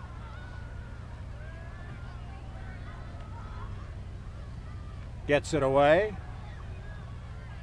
This one's going to bounce in Bluffton's favor. Goes out of bounds at the 33-yard line. That's where the Seahawks will take over. With 7:01 left in the third, we are tied at 10. As Annalisa and Charlie Sampson mentioned just a few minutes ago, the MVP award brought to you by the Charles Sampson team at Charter One Realty. Let's see what Hilton Head does here. They were going for the big play on that kickoff, suffered the interception. They were able to survive that. Now can they march down the field and do something? That has not happened in this game. Yeah, marching down the field has not been a strength for either team right now. Gaston Moore over the middle, past a diving receiver, Nate Brown. It'll be second down. Defensive play made by Rion Paulson. Good time there for Moore to deliver a pass on the screws, but it just, everybody is having a hard time pulling in passes on both sides of the ball. Now down under 7 minutes left here in the third. Moore looks at his 3 wide receivers that are now 2 as Deontay Richard comes in. Richard gets the ball and is slammed down quickly by Xavier Dykstra, junior defensive end, who makes the big play there. And it'll bring up a third down. Bluffton has been playing a 3-4 all night. In fact, they've changed their defense formation to play that way, probably to deal with Hilton Head's speed, but those 3 down linemen have really done a good job, Reed, Brown, Dykstra, of getting past the line of scrimmage. On 3rd and 10. Moore gets the snap, being chased, throws it low. The good pressure being put on by number 3 for Bluffton. That's Eli Mitchell. Yep. And I think Eli actually got his arm on the delivery there, and that's what created the ball to go low. Certainly hurried him. Yes. And he did not make the throw he wanted to make. Jacob Weaver will be on to punt for the Seahawks, punting into the wind here in the third quarter. Seahawks will have the breeze in the fourth.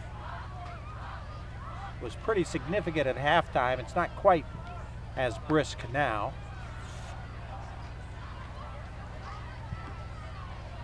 Weaver right foots it down to the 35, takes a Hilton Head bounce to about the 29-yard line where Jeff Gordon downs it.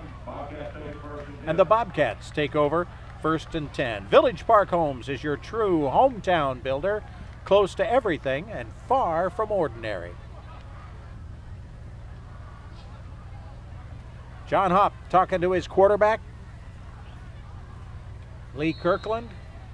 Kirkland just a junior, Shamar Sandgren just a junior, Rakeem White just a junior, Trayvon Brown, their H-back, a sophomore, Memphis Daniels just a sophomore. So at the skill positions, the only guy they lose is running back John Swinton.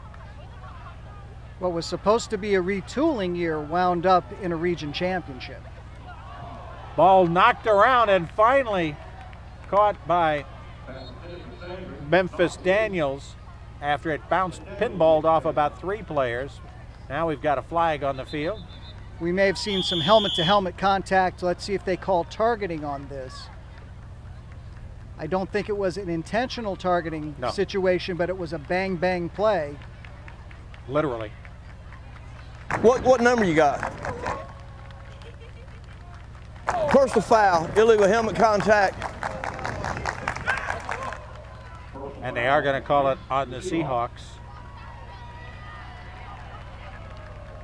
Sandgren in between receivers and really was involved in meet at the receiver crunch.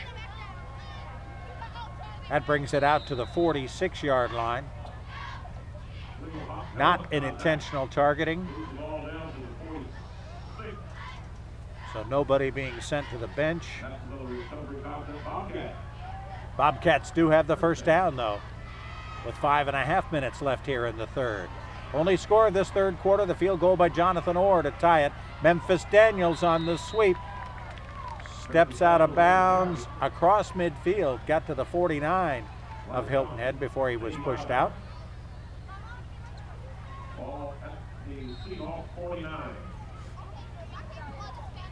Good first down run there by the Bobcats. I'm distracted by myself. Who came up with this? That's a problem. It was Memphis Daniels who got it to the 49. This time the fake to Daniels, and Kirkland keeps it. He has one rushing touchdown this year. Doesn't run it much. Ryan Clark, a freshman middle guard, made the tackle. It's enough for a first down here. Hilton Head High playing a number of freshmen. Jalen Sneed is playing tonight, started tonight. Ryan Clark at nose tackle. They've got some great talent. Here we go again. Coming up. And of course their quarterback, Gaston Moore, is also only a junior. The give to Swinton. Swinton caught in the backfield by Bradley Morris, junior defensive end. Long and lanky at 6'3", 175. Bring up a second down as the clock keeps running here in the third quarter. Be an advocate for your health care. You do have a choice. Choose the best. Elite Physical Therapy. You mentioned earlier that we had not seen either team really go on a march. Let's see if this is one where the Bobcats can take some time off the clock and put it in the end zone. A good march would be huge in this game. The fake to Daniels, throws it over the middle and past Rakeem White. There were 3 Seahawks around that. At least 3. At least 3, yep. Kirkland has really thrown it into crowds. That's been part of why he is having some issues getting it tipped and almost picked off. They're trying to get the speedsters to take it in stride and go to the second level, but it's a crowded area that he's throwing to. Third down, Kirkland. This time finds his receivers. Sandgren hangs on, gets it to the 34-yard line. I think that's short of the just first short, down, yeah. yep. Boy, just a half yard short. So it's going to be 4th and inches for the Bobcats. There is room for them to kick a field goal in or downwind, and they've hit a 43-yarder, but I don't think so. This would be about 50. Yeah, this would be about 50. He had enough to do that with this much wind last time he kicked it going this way. We're talking about Evan Hayes. Seems like Evan Hayes really brings out his best for the Bridge Bowl. Yeah. They're going to measure this one. While they do that, we'll remind you that Hilton Head Exterminators has been keeping Lowcountry homes and businesses bug-free for nearly 50 years. Find out more at HiltonHeadExterminators.com. The stretch of the chains shows them, a few inches short. Kind of like we told you. We don't have that big yellow line yet. It's a piece of technology we ought to invest in for next year. Can we splurge on that? Yeah, sure. Right after the heaters?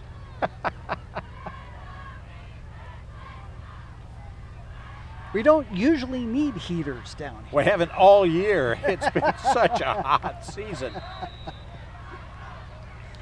Lee Kirkland on 4th and 1, keeps it, first down and more. 20, 15, finally pushed out of bounds by Sterling White at the 15. 1st and 10 Bobcats. So Slow really developing the first play. But a play where Kirkland really read it well, let it happen, found his spot off the left side of the line, just kind of lumbering along, in and out of our picture. But enough for the first down.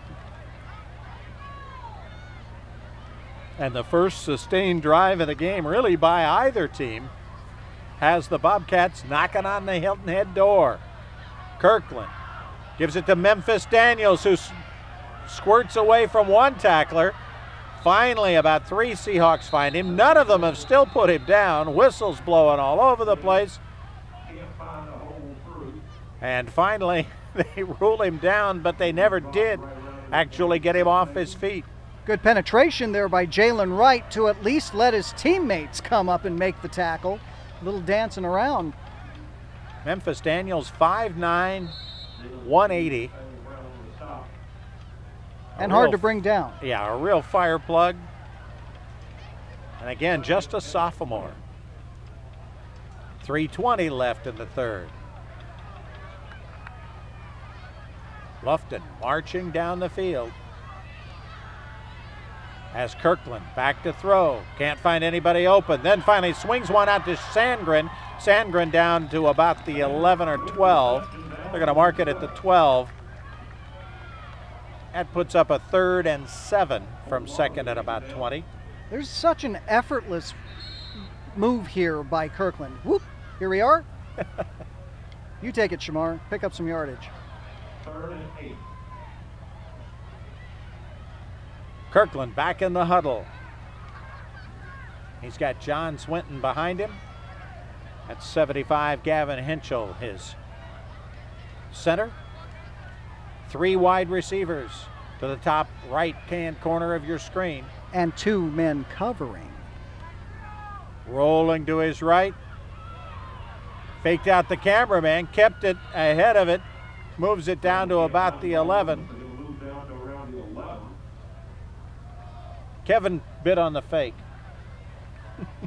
I've bit on the fake a few times myself. Fortunately for the Seahawks, their defense did not. And it'll bring up 4th down and another Evan Hayes field goal opportunity. This one of 28 yards. He's made that 43-yarder early. He's kicking with the wind. Cody Eldridge, the holder. Snap is down, the kick is up and good. And with a minute and 39 seconds here left in the third quarter, the Bobcats take the lead back in the Bridge Bowl, 13-10. Turbyville Insurance Agency has you covered in Beaufort, Bluffton, and throughout the Lowcountry. We are your independent insurance agency who will give you choices for peace of mind on your home, auto, business, life, health, and retirement plans by finding the best combination of price, coverage, and service. At Turbyville Insurance, we'll keep up with your changing insurance needs and are committed to customer satisfaction. Call us today and experience the Turbyville difference. The life lessons that I learned playing football are priceless and started much earlier than my NFL career. As part of a team, I learned accountability, discipline, and the value of hard work. But the most important lesson is safety. Keep your kids safe during practice and during the game. Educate yourself and your kids. Learn the symptoms of concussions and how to prevent them. Everything starts with fundamentals, but remember, safety is first. For more information, visit peacockloves.com. Ball falls off the tee before Uriel Zarakin can knock it down the field.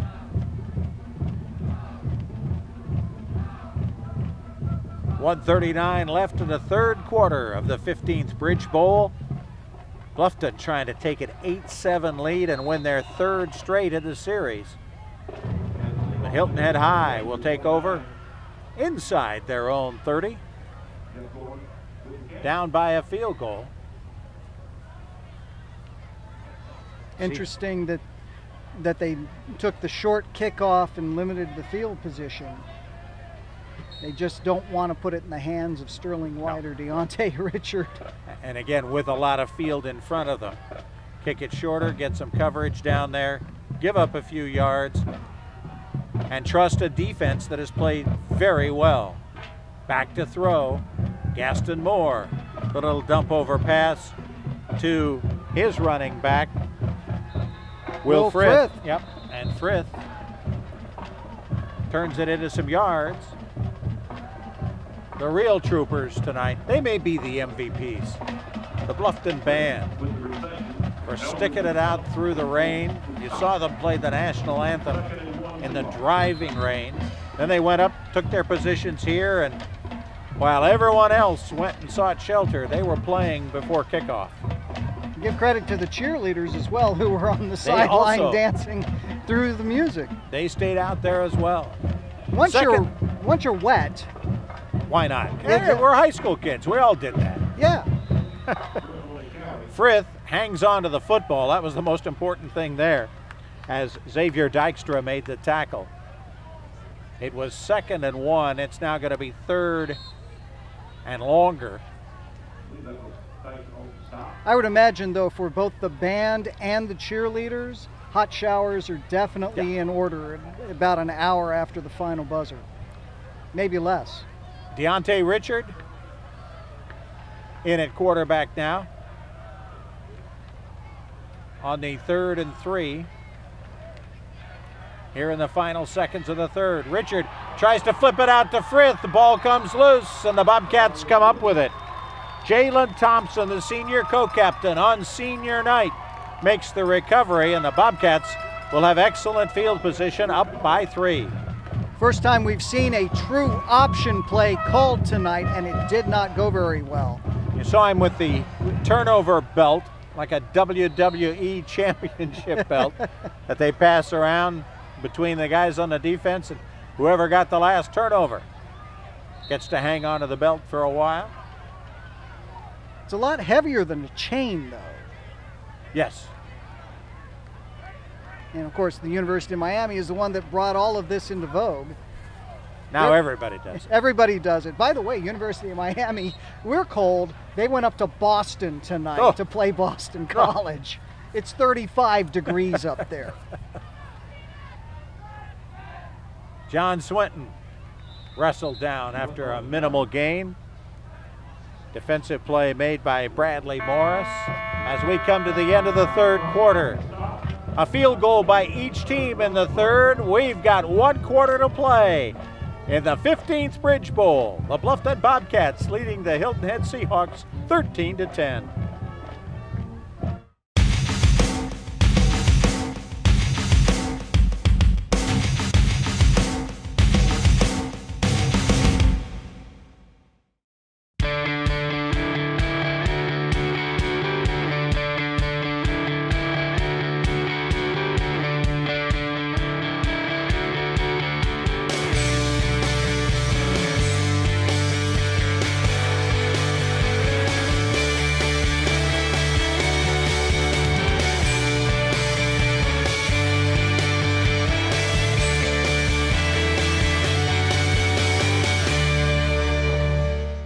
Hi, I'm Chris Butler, owner of Butler Marine. We are your #1 dealer in the Lowcountry for outboard boats, and we feature the largest indoor showroom in the Southeast. Butler Marine has a wide selection of new and used boats, including bow riders, skiffs, catamarans, and center consoles. We are the largest Key West dealer in the country and the largest Yamaha dealer in the area. With our large parts department, we have any part you need, and we can even store your boat at our new dry stack facility in Port Royal. You can visit us at butlermarineinc.com. Butler Marine, come visit us and discover the difference. Jeff Altoff here with Lowcountry Insurance. Let me ask you a couple questions. Do you trust your current insurance agent?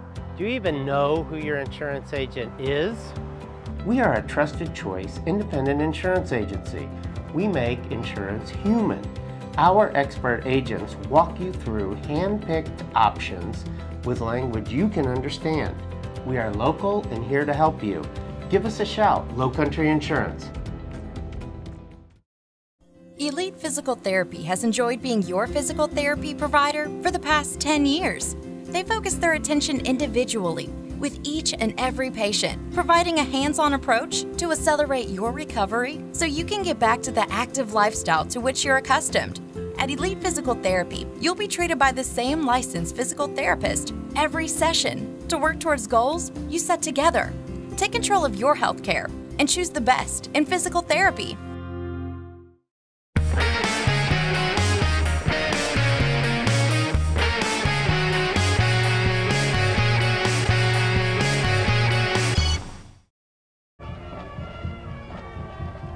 Rolling to his right is Lee Kirkland. Throws the short pass. It's caught by John Swinton. Spin move and gets down to the 20-yard line.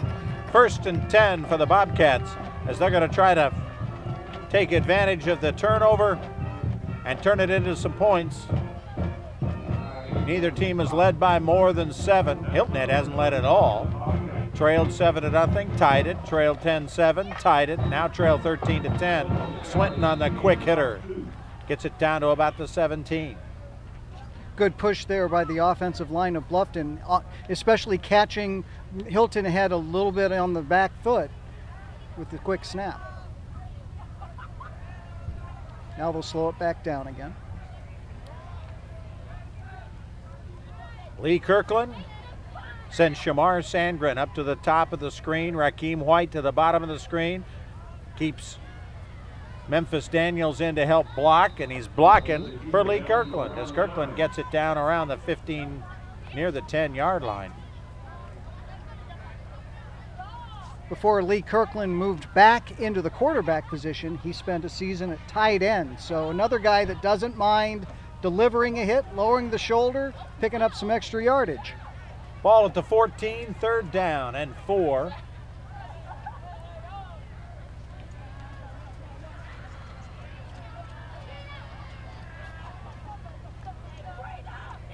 Kirkland with the hand claps sets the offensive line. Back to throw, just a 2-step drop, and throws it out in front of Sandgren.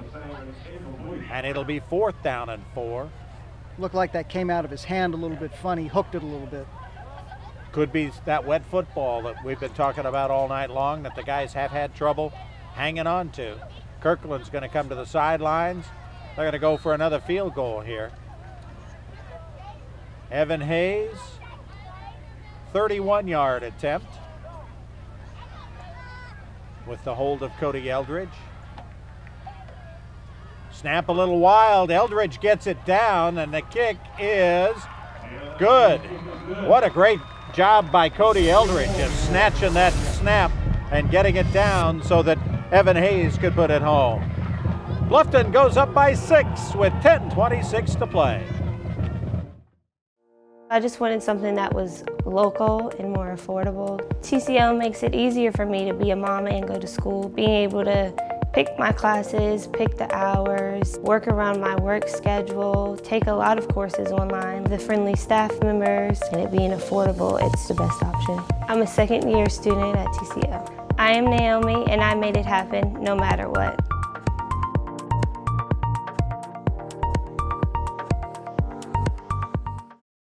Welcome to the new Southern Carpet Wholesale. I guess after 16 years, we just got a little too big for our britches. That's right, the largest stocking dealer in the Lowcountry just got a little bigger, and nobody beats our prices. So come visit our brand new 12,000 square foot showroom and warehouse. It's chock full of wood, vinyl, ceramic, and of course, carpet. We're located in the Beaufort Town Center on Boundary Street, and remember, we go to Dalton, so you don't have to. Back at Bobcat Stadium early in the 4th quarter. Bluffton leading 16-10. The little pooch kickoff is caught by Cole DeMarzo of the Hilton Head Seahawks back at their 37-yard line.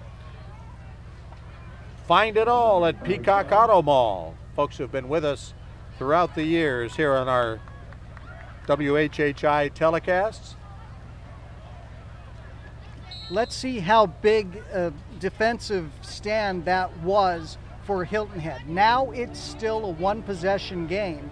They could actually go ahead if they could put the ball in the end zone. But now they've got to make a sustained drive, something they have not done in this game. Or hit a big one. Or hit a big one.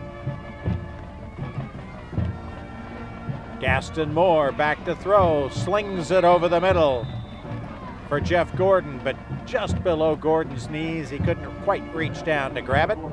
It'll be 2nd and 10. We talk about Sterling White, we talk about Deontay Richard, but Jeff Gordon is an outstanding slot receiver, and if that ball had been on target, he had a lot of room to run. We talked about all the home run hitters and the stars who could put touchdowns on the board, and so far the hero of the game has been a kicker, Evan Hayes. The pass intercepted. Coming back the other way is Bluffton's Jordan Murray.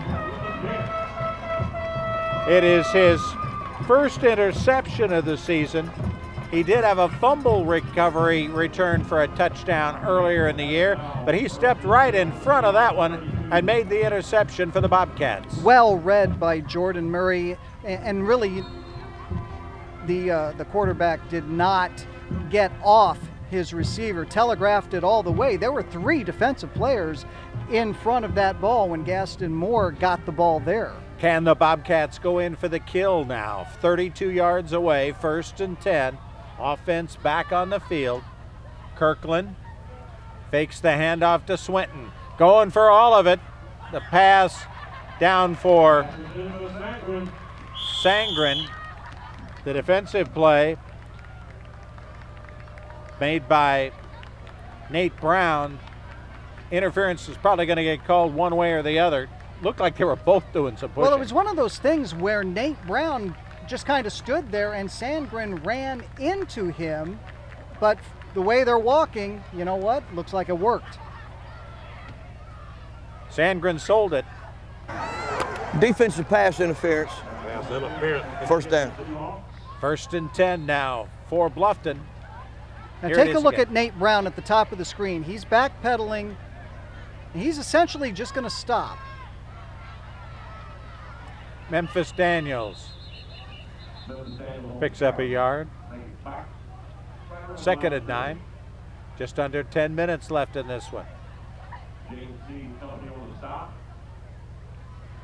There's always a difference of opinion with pass interference. You see it at every level. You just got to hope that you get more than they're called against you.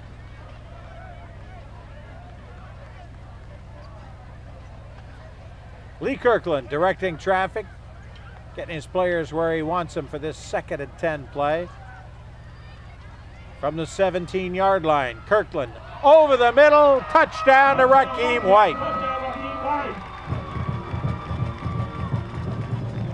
Big score after the turnover for the Bobcats.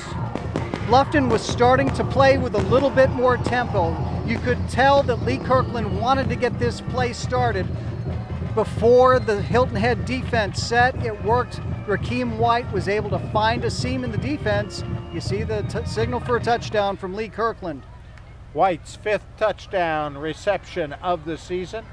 For Kirkland, his 16th touchdown pass. You see the jubilation on the Bobcat sideline as they take a 22-10 lead. So 22-10 with 9:23 left to go. At Georgia Southern University, we're setting the standard for higher education in Southeast Georgia on 3 exciting campuses in Savannah, Statesboro, and Hinesville. We're offering more opportunities for hands-on learning, more ways to help our students find a career, and more economic impact on our region. At Georgia Southern University, discover more, connect more, be more.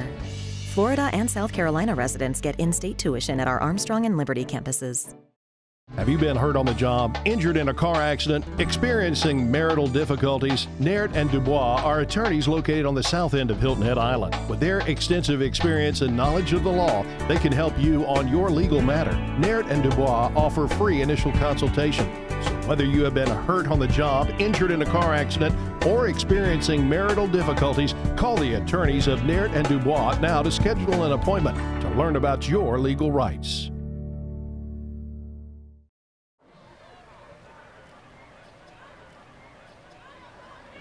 Short kick grabbed by Bradley Morris. He goes down quickly. Hilton Head has the ball with great field position, but now trailing 22-10.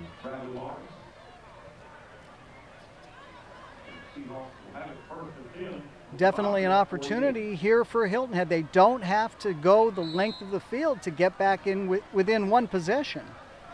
But the interceptions in the second half have turned the tide of this football game, and this is the largest margin that we've seen all night, 12 points. Yep, 2 big picks by the Bobcats have been the difference here in the second half. Gaston Moore brings his Seahawks out. They haven't been out here for a while. We've got a timeout called by the Bobcats. We'll take a Village Park Homes timeout with Bluffton up by 12. Beam Graphics Printing Company. We specialize in custom printing, screen printing, embroidery, engraving, trophies, team uniforms, business uniforms, signs and banners, and much more. We are conveniently located in the heart of Bluffton at 12 Johnston Way across from the post office. For all your printing needs, call the locals at Beam Graphics, 843-837-9663. You can also check us out online at beamgraphics.com and like us on Facebook for specials and design ideas. Gaston Moore swings it out to Sterling White, who juggles it and then heads upfield in a hurry across the 40 to the 37-yard line. That looks like it'll be enough for a first down for the Seahawks as they trail by 12 with 9:10 left to go. We want to thank OT Decor for joining us on our productions this year. They offer unique lighting designs. You can visit otdecor.com to find the perfect accent for your home. Hilton Head may need to go with a little bit of tempo here because they need 2 scores with 9.5 minutes left here. That's not going to help their tempo at all. The sack there by Jashawn Jenkins. That's the second of the game for Jashawn. Of Gaston Moore. Jenkins, a senior, one of the 9 seniors being honored before the game tonight on senior night. Bluffton's got more football to play and more home football to play. They'll get a home game as a #1 seed. Yes, they will. The question is, who are they going to face in that first round? All of the region winners in the lower state are going to face one of those wild card teams. So in a sense, that committee meeting is just as important to Bluffton as it is to Hilton Head. Sure. They wouldn't send the Seahawks here, would they? I would guess that they would take Spread teams it out of their region. They just play. BJ Payne told me a couple of nights ago, he said, I just don't want to go to Myrtle Beach. Those have been long and very fruitless bus rides over the last few years. Gaston Moore, ball is tipped about halfway down by Eli Mitchell, and it'll bring up a 4th down and 14 for the Seahawks. Yeah, the alternative to going to Myrtle Beach is going to Aiken. Yeah. Where North Augusta is in the top 10 at 7-2 heading into tonight. He's done the math. That's only a couple of hours. That's not 4. That Myrtle Beach region is like the SEC West. Yeah, that's exactly have what he 2 said. Yeah. undefeated teams playing for a region title tonight. Yeah, they're good. Gaston Moore in trouble, and Ronald Reed brings him down short of the 40-yard line. And Hilton Head will turn it over. The Bobcats take it over with 8:11 left in this one, up by 12. Yet another tackle for loss, a sack in this case for Ronald Reed. That entire defensive front has had a great night. Ronald Reed and Jashawn Jenkins and Xavier Dykstra. Reed getting some interest to play at the next level at Division II Limestone. Limestone comes in here and grabs about a half dozen Lowcountry players to take back with them. Yeah, they stock their team with players from this part of the state.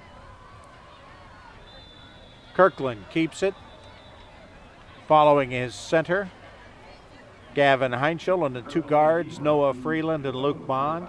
Freeland, a senior, playing tonight. Kirkland actually starting to pick up yardage on those keepers.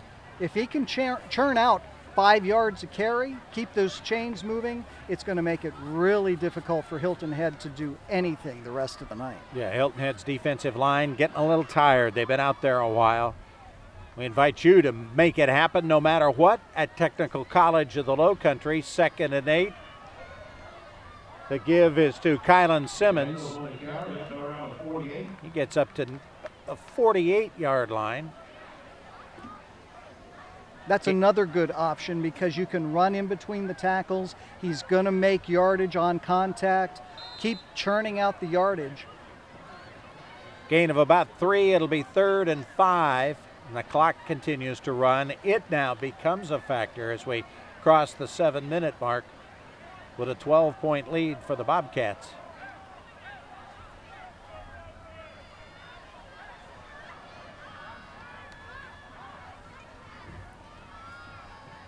Kirkland to toss it short, but it was a short pass. He just threw it a little too long, intended for Trayvon Brown.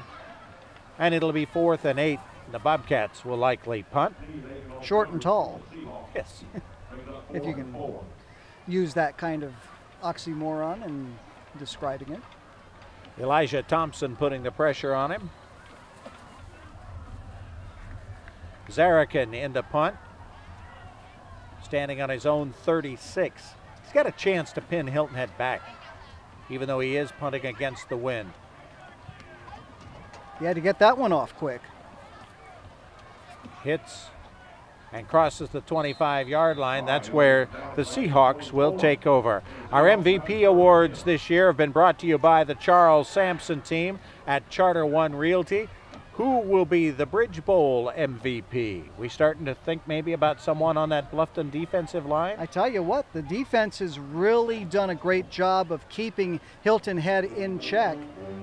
I'm a guy that always sides with kickers, but you got to give the credit to those guys up front. Ronald Reed has had a great game. Jayshon Jenkins right behind him. Turbeville is your local independent insurance agency that has you covered throughout the Lowcountry as the Seahawks miss on their first pass attempt. And who came unblocked on that? Ronald Reed. Senior night.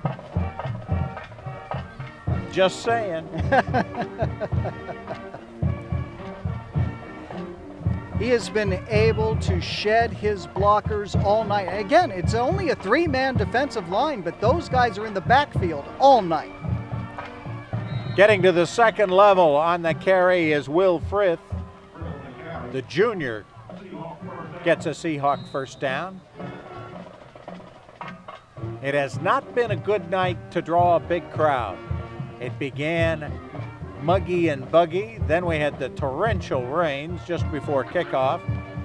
And then after the front blew through, it's gotten chilly out. Gaston Moore steps up, throws it over the middle. Sterling White and the great play by Shamar Sandgren. Yeah, Shamar Sandgren moved into the secondary. The 2 5s going at it. And it'll bring up a 2nd and 10.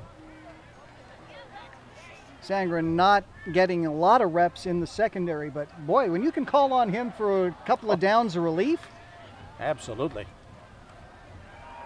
Caught in the backfield is Frith, and there he is again. 99, Ronald Reed. Take this game film. Don't send it just to Limestone. Send it to some, dream a little. Yeah, Georgia Southern, Charleston Southern. Hell, heck, USC, you know, just. Hey, Nick. Yeah. You watching? Swing pass out to Nate Brown, and he just gets about a yard. It'll be 4th down and about 10. Seahawks got to go for it. 5.5 and counting. Down by a dozen. Before you buy, give them a try. Mike Rickenbaugh Chevrolet, glad to have them with us again this year. They've been a stalwart sponsor of our coverage of the Bowl Series here on WHHI through the years. Reed rushing again and forces Gaston Moore to throw another interception. This one is grabbed by Jalen Thompson, the senior co-captain. The Bobcat defense putting on a show here in the 4th quarter. That's Conrad Alford, who is down for Hilton Head High. BJ Payne out there quickly to see what's wrong, see if we can figure out what happened. As Reed just misses getting more in the backfield, and Thompson moves it back. 2nd interception of the night for Jalen Thompson. 4th interception of the night for Gaston Moore.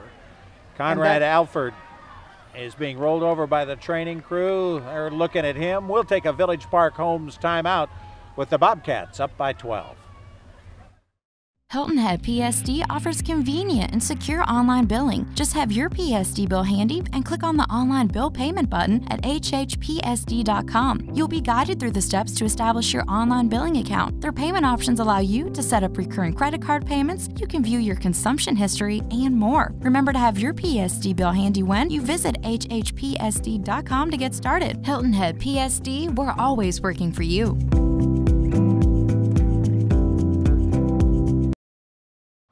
Jeff Altoff here with Lowcountry Insurance. Let me ask you a couple questions.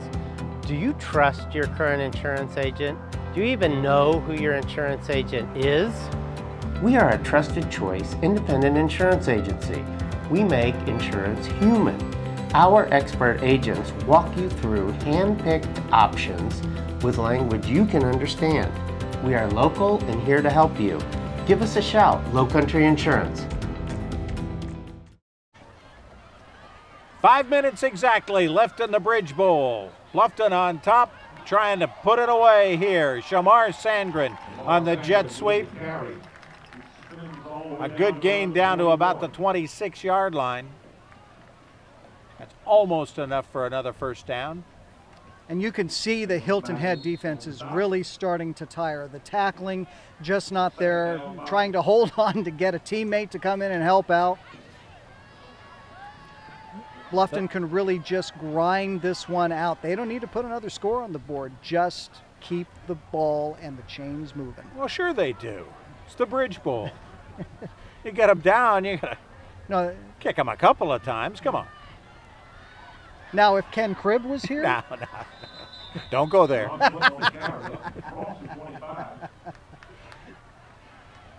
Swinton gets enough for the Bobcats to claim another first down. Village Park Homes is your true hometown builder. Close to everything and far from ordinary.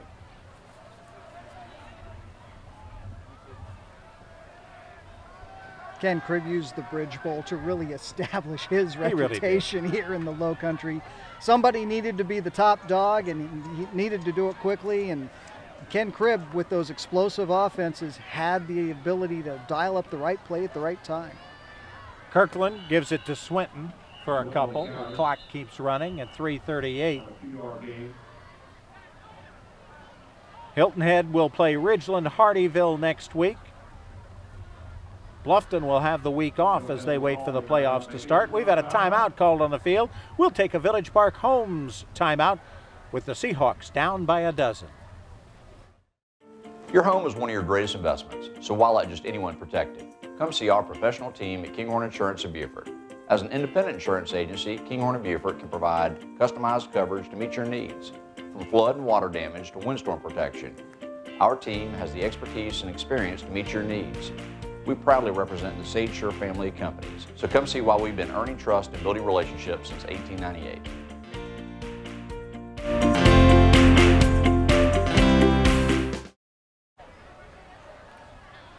Second and 8, Bobcats. Kirkland steps back, then gets it to Memphis Daniels across the 20, 15, down to near the 10-yard line. Cole DeMarzo trying to strip the ball away from him. But a good job by Daniels to hang on. They're down to the 10-yard line, and another first down for Bluffton. Good job there by Billy Fletcher, number 77, to make sure that Daniels picks up a few extra yards. Be an advocate for your health care. You do have a choice. Choose the best, Elite Physical Therapy. That is another recovery concept, Bobcat. Bobcats do get the first down on that play. The ball sitting just 10 yards away from what would likely be a clinching touchdown. Give is to John Swinton, down inside the 5, down to the 2, carries a Seahawk into the end zone. On senior night, senior John Swinton scores his 4th touchdown of the season, and the Bobcats are blowing this one away.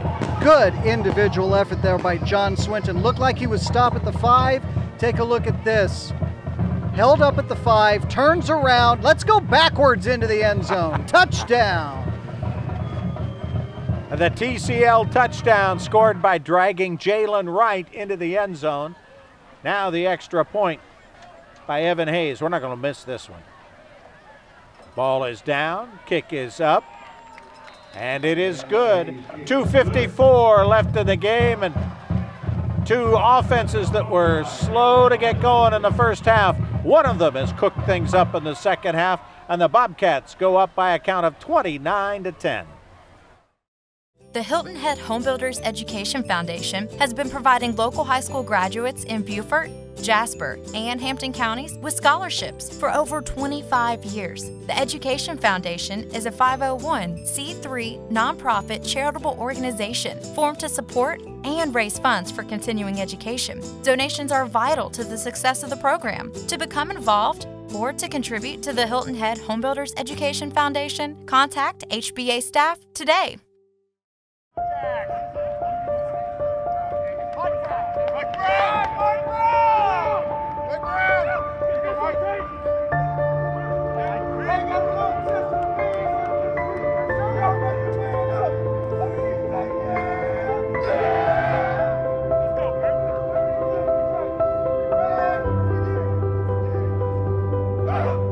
We are Palmetto Electric Cooperative, your touchdown energy partner.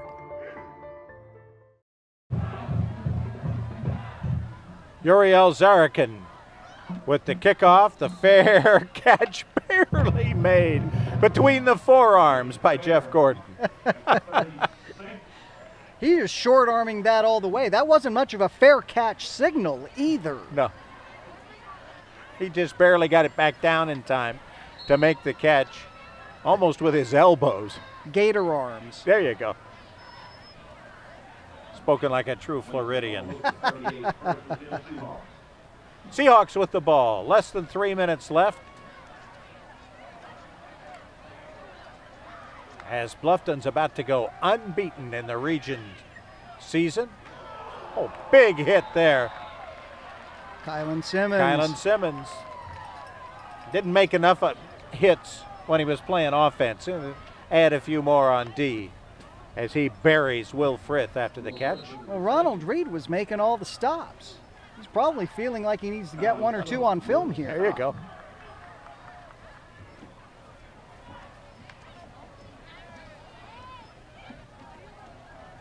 Pass out to Gordon, who goes down and may have hurt his leg. He gets up a little gingerly.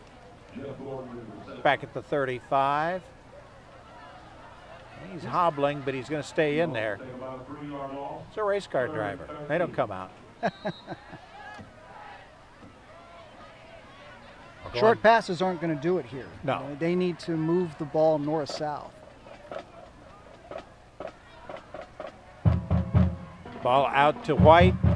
Sterling White breaks a couple of tackles. 40, 50, 45, 40. Here he goes. Sterling White, 30, 20.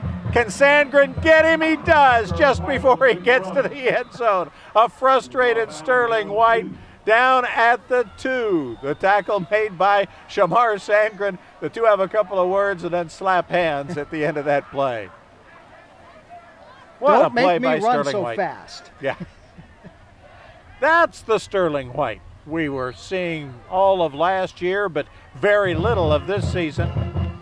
Sandgren had the angle on him and got him at the 2. It finally looks like he's starting to get the wheels back. We'll see what he can do next week against Richland Hardyville. Deontay Richard will finish it off. Hilton Head gets a touchdown with 1:36 left to make it 29-16. Deontay Richard's first score of the game. Now down by 13. You go for 2 to try to make it 11, which would be an 8 and a 3. That would be tough. I think you have to go with the chart and say your they're going for chances 2. are better here. Why not? Going for 2. There's also a certain question. With 12, you'd need 2 touchdowns. Yeah. So 11. You're saying there's a chance. Double reverse. Richard throws it back to Gaston Moore for the 2-point conversion. So a little razzle-dazzle for the TCL 2-pointer after the touchdown. And Hilton Head High has now made it 29-18. Richard to Moore in the end zone. Still under 2 minutes to go. Hilton Head down by 11. The best bargains in the Lowcountry are at the Salvation Army Family Thrift Store in Beaufort. Stop in and see the selection and feel good knowing all items in the store are donated and all profits from them stay local to help families in need. There's 50% off colored tagged items every day, and you can also help by donating clothing, furniture, and other items in good, clean condition. All donations to the Salvation Army are tax deductible. Visit the Salvation Army Family Thrift Store at 164 Robert Smalls Parkway in Beaufort.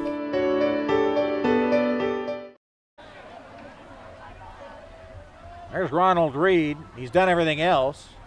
We'll see if Hilton Head pooch kicks it or tries to dunk it. They hit it, and Kylan Simmons covers it up. Bobcats will have the ball with 1:36 left. Hilton Head High has just one timeout left.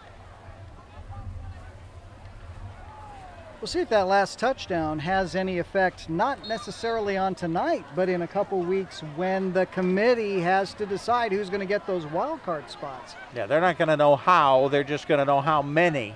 And Hilton Head down by 11 looks better than Hilton Head down by 19. Swinton gets it over the midfield stripe before the pile stops moving.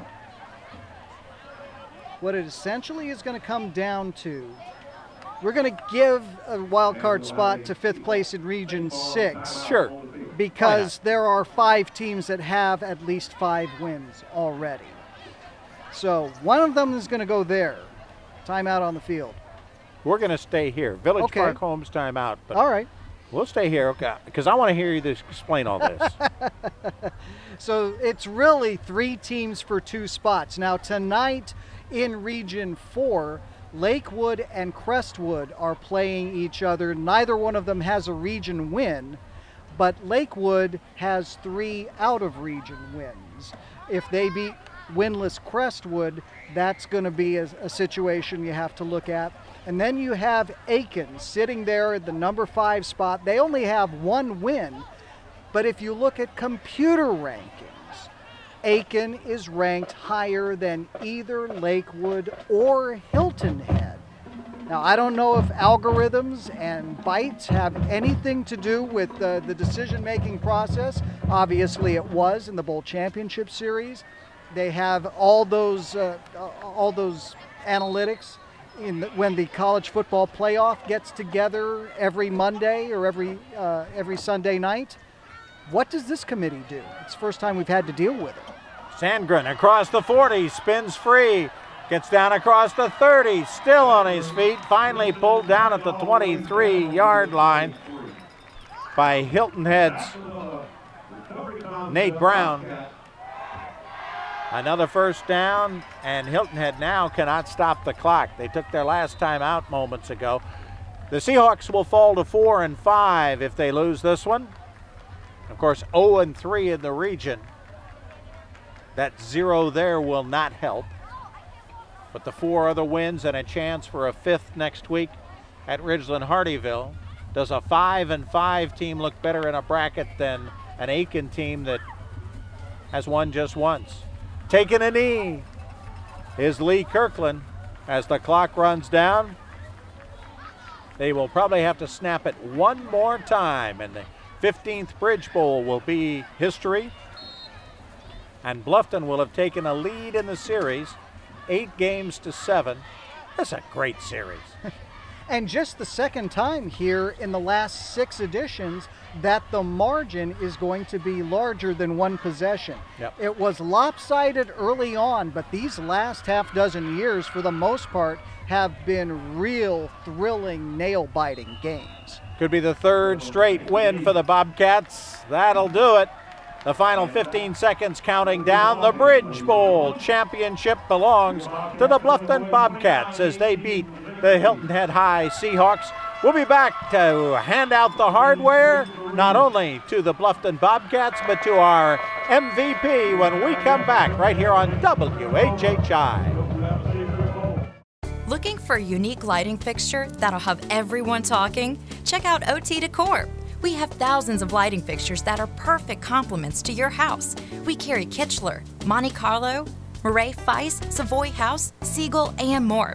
Visit our website at otdecor.com to find the perfect accent for your home, or stop by our showroom and visit with our experienced professionals for a personal touch.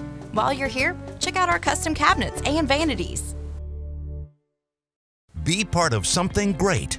Join the CBC First Federal Bank family. A history of strength and a vision for the future. CBC National Bank and First Federal Bank are coming together to become an even stronger community bank. We're focused on vibrant communities, successful schools, growing businesses, and financial stability. We were voted again by the community as the 2018 Beaufort Gazette Best Bank. Member FDIC, Equal Housing Lender.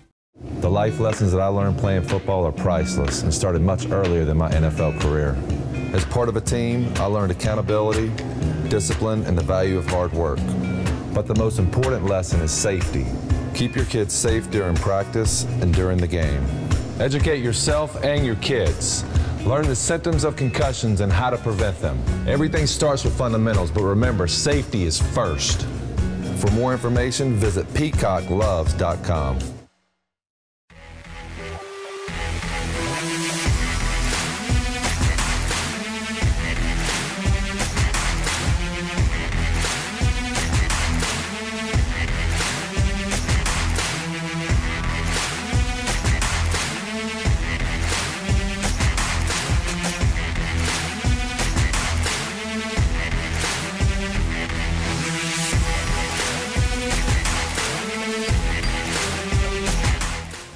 Home is that magical spot where weekends happen.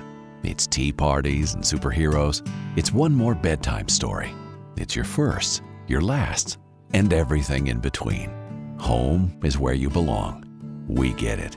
Whether it's your first home, your next home, or your dream home, we want to build you the very best home for your life. Let us help you get started.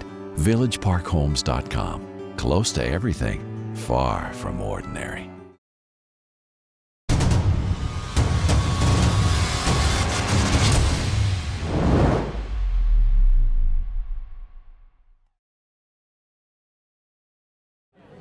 Welcome to the postgame show. Bob Stevens along with Jeff Shane and the winning coach, John Haupt of the Bluffton Bobcats. The Bridge Bowl trophy belongs to the Bobcats. It is. It's a beautiful thing to hold. It's our third one that we got now. It's go with the rest of them, and we appreciate it from you guys. Well, congratulations again on a big win, a game that kind of got started out with a little of this and a little of that, not a whole lot of everything, but you guys really put it together in the second half. Well, I felt the rain kind of came in and people didn't know on either side what was going to come from the weather and the ground and the ball. So it was a great defensive effort in the first half. I thought our special teams did a good job kicking the ball.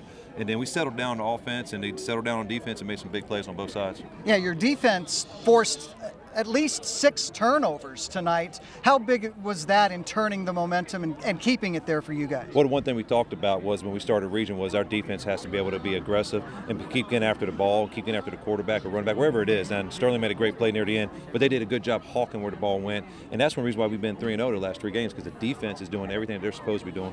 Hard to hang on to the football for both teams tonight. That was a slippery ball, wasn't it? It's cold, the ball starts getting hard, starts to inflate a little bit, pop out. It's going to happen. But you know what? You live and learn. We talk about adversity all year. Yeah. We had adversity tonight in every aspect, okay?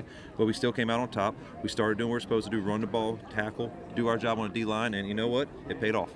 You're going to have a week off. It's going to be nice to have a week off. Right. You guys ready for a week off? Congratulations on winning the Bridge Bowl.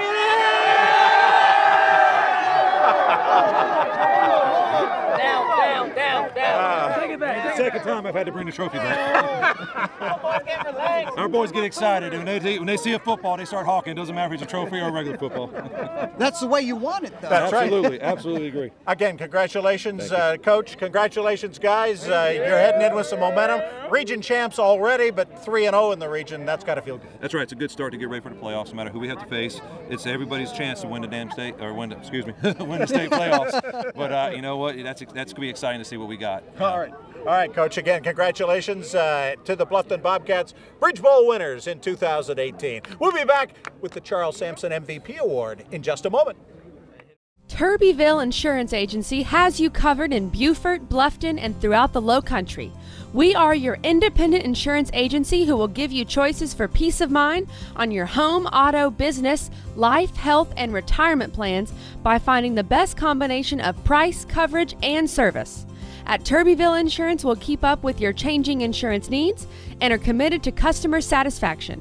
Call us today and experience the Turbyville difference. Hi, I'm Chris Butler, owner of Butler Marine. We are your #1 dealer in the Lowcountry for outboard boats, and we feature the largest indoor showroom in the Southeast. Butler Marine has a wide selection of new and used boats, including bow riders, skiffs, catamarans, and center consoles. We are the largest Key West dealer in the country and the largest Yamaha dealer in the area.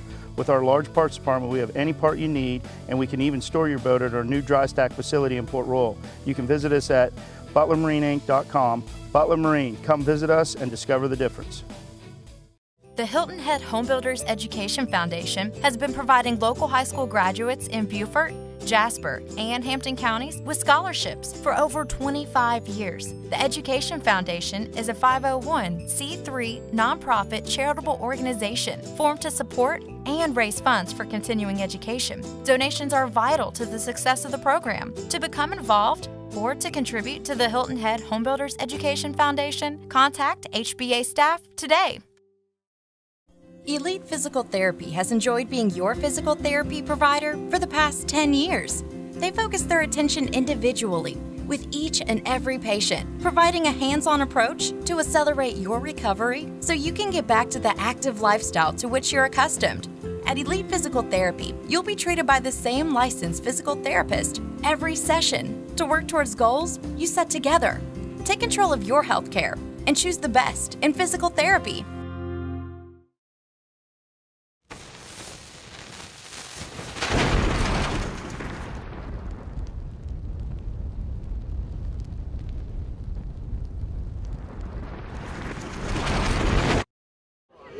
Senior night here at Bluffton High, and a senior really rises to the occasion. Ronald Reed, our Charles Sampson MVP. Ronald, great game. Thank you, Coach. We enjoyed watching you guys tonight. We enjoyed watching you win, and congratulations and good luck for the rest of the season. Thank you, I appreciate that. Talk about the defense coming to the fore.